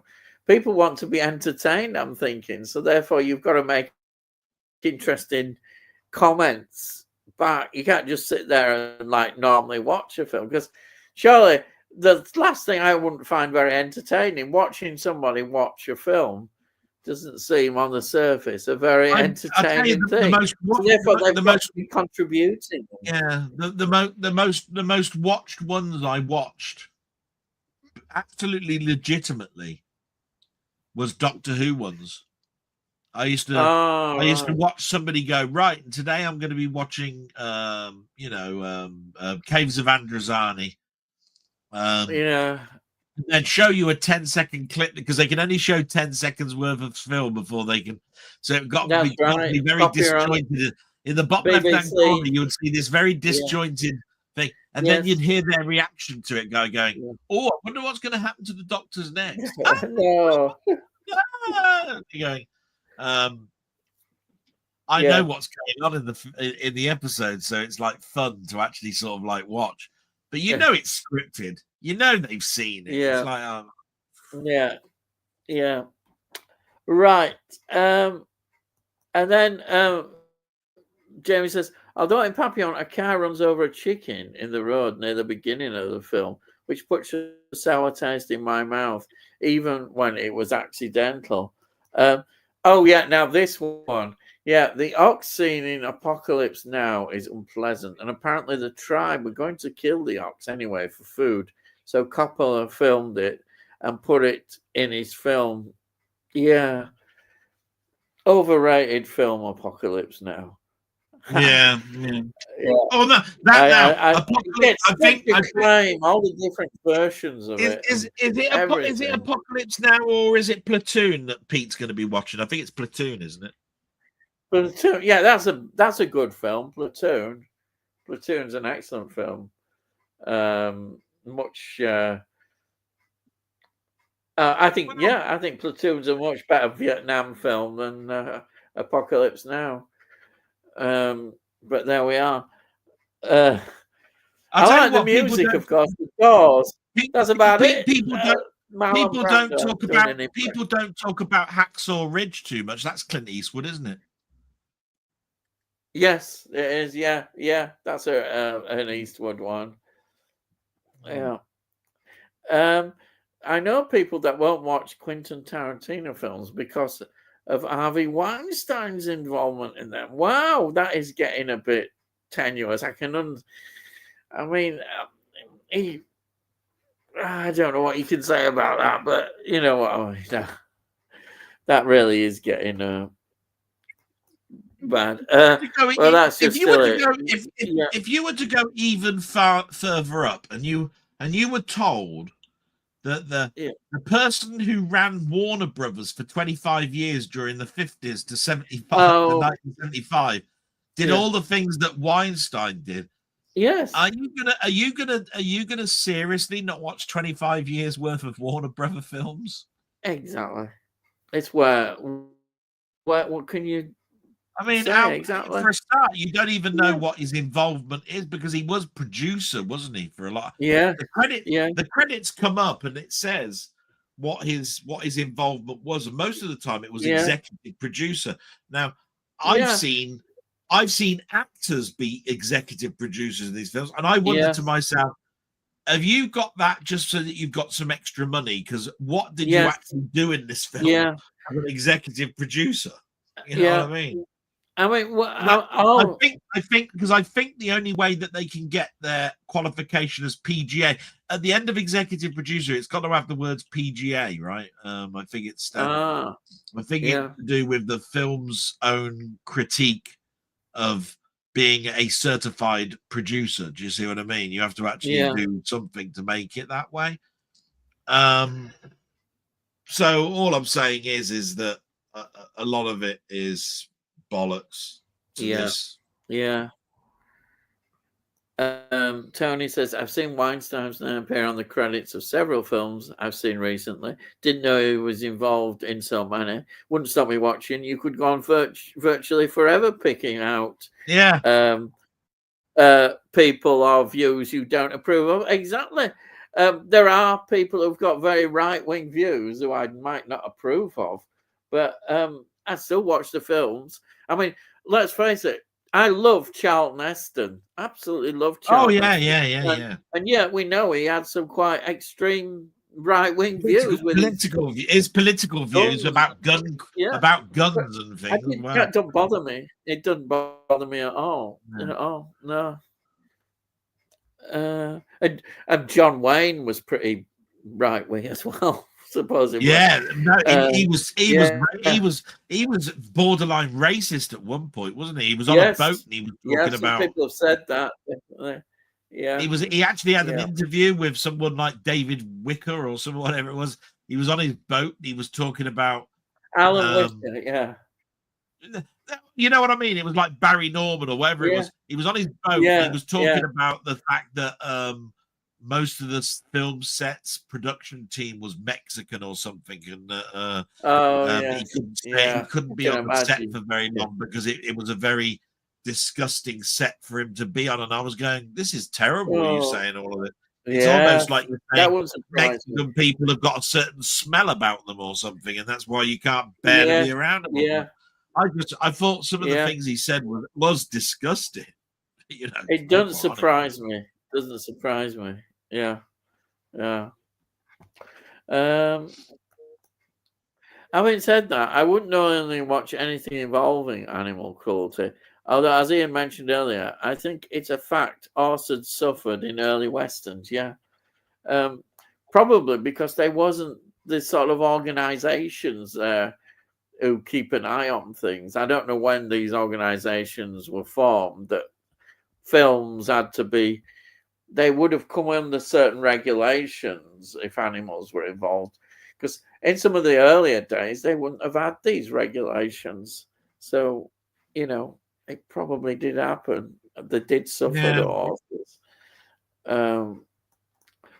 In my opinion, Star Wars episodes 7, 8, and 9 are still to be made.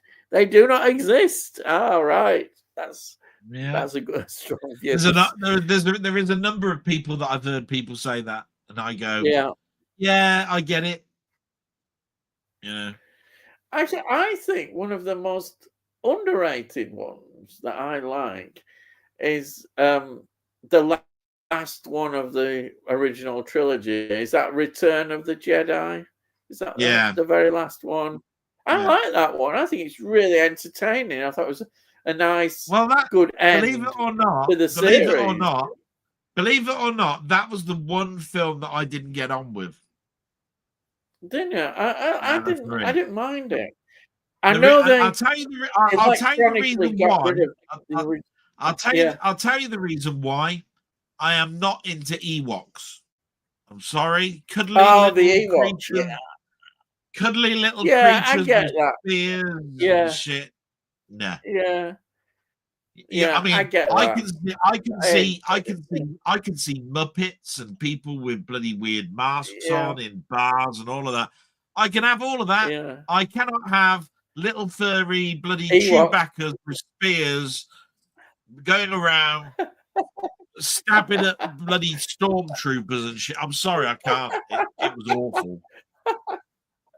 Yeah, I can see that. Still enjoy that ruined it for me. Yeah, I get that. To me, the best Star Wars film is Empire Strikes Back. I like the original better. I think the reason I like Empire Strikes Back is it's more a finesse. It's more of a finesse Star Wars film than Star Wars was. Star Wars had the really good special effects, but they honed those special effects in the second one. The other thing is it's obviously it's got the stark ending, you know, of Darth Vader announcing himself as being his father, which everybody is parodied to the ends of the earth. But what you got to remember from my point of view, this is 1980, right? We're talking about 1980. Yeah. I'd waited 3 years to see this film. When it came out, I was that much older. And now it was taking a very dark turn because the middle film always seems to be a darker film. When you're looking at 3 films like Back to the Future, the second one's darker than any of the others. Yeah. Right? You've got a fun first film. You've got a westerny fun last film. The one in the middle is the one where Biff is going back and forth in time and causing all sorts of havoc.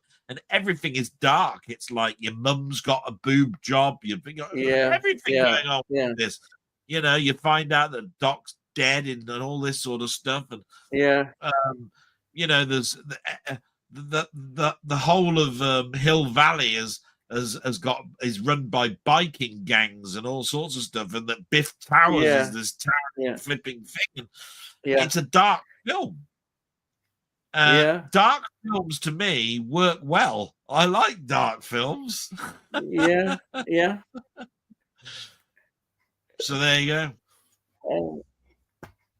go. Now, Spider-Man No Way Home was the first billion-dollar film after the epidemic. Oh, right. I should have known that then with Spider-Man, shouldn't I? Yeah. If it wasn't for those watch-alongs, I wouldn't have seen Kentucky Fried Movie. Yes, great film. I remember. He's got a laughing face there because Kentucky Fried Movie was my selection for a film. Yeah. And I bought everybody a copy. Yeah. Of Kentucky Fried Movie. I remember it well, that film. And I followed that up with another one called Amazon Women on the Moon. That's right. Yeah. Another one. And they all were citing the lines out of Amazon Women on the Moon, you know. Yeah. Certain lines out of that, because that's what Kentucky Fried Movie and Amazon Women is famous for. It's those little lines that are in it, you know. If I remember rightly, one of my friends kept shouting out "Filmer" and all of this sort of stuff because it was the bloke who was trapped in the television. That's right, with King Kong. That's right. Now, Sai says one of my favorite sketches though in Amazon Women in the Moon, and I'll just end it there. Yeah, was you had Don No Soul Simmons. Right. There was a black bloke dressed up as Val Doonican singing "Tie a Yellow Ribbon Around the Old Oak Tree." Oh, right, you know, and singing "Puff the Magic Dragon," and I couldn't stop laughing. It's like, how can you have a black bloke singing "Tie a Yellow Ribbon Around the Old Oak Tree"? I mean, right out loud. What world do we live in? Anyway, go on. Sai says originally the planet of Endor was populated by the Wookiees. When Lucas imagined the whole saga, but he liked the Wookiees so much he created Chewbacca.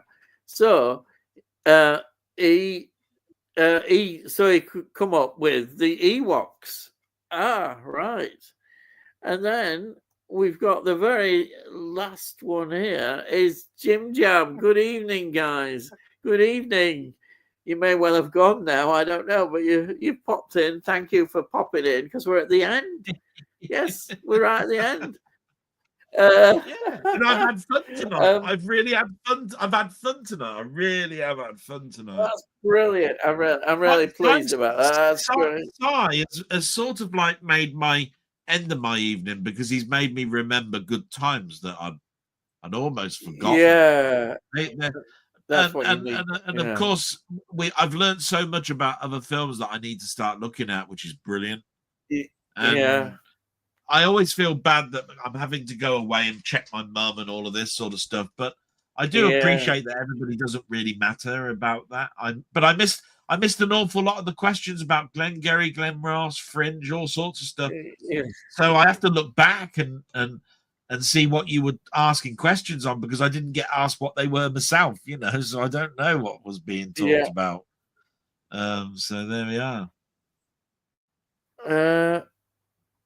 Si says, great stream, guys. Nighty night. Goodbye, Si. Thanks for joining us always every week. Thank you so much.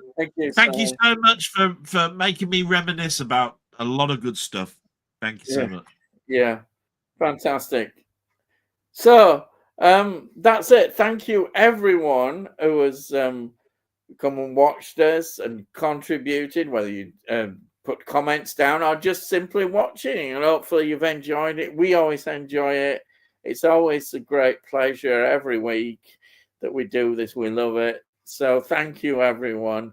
And so, as usual, apart from that, Si Robson, what a bastard! Fucking get stuffed, you miserable shithead. Go on, piss off. I have to have a rant at Si. I've got to. He's got to feel part of the family. Yeah.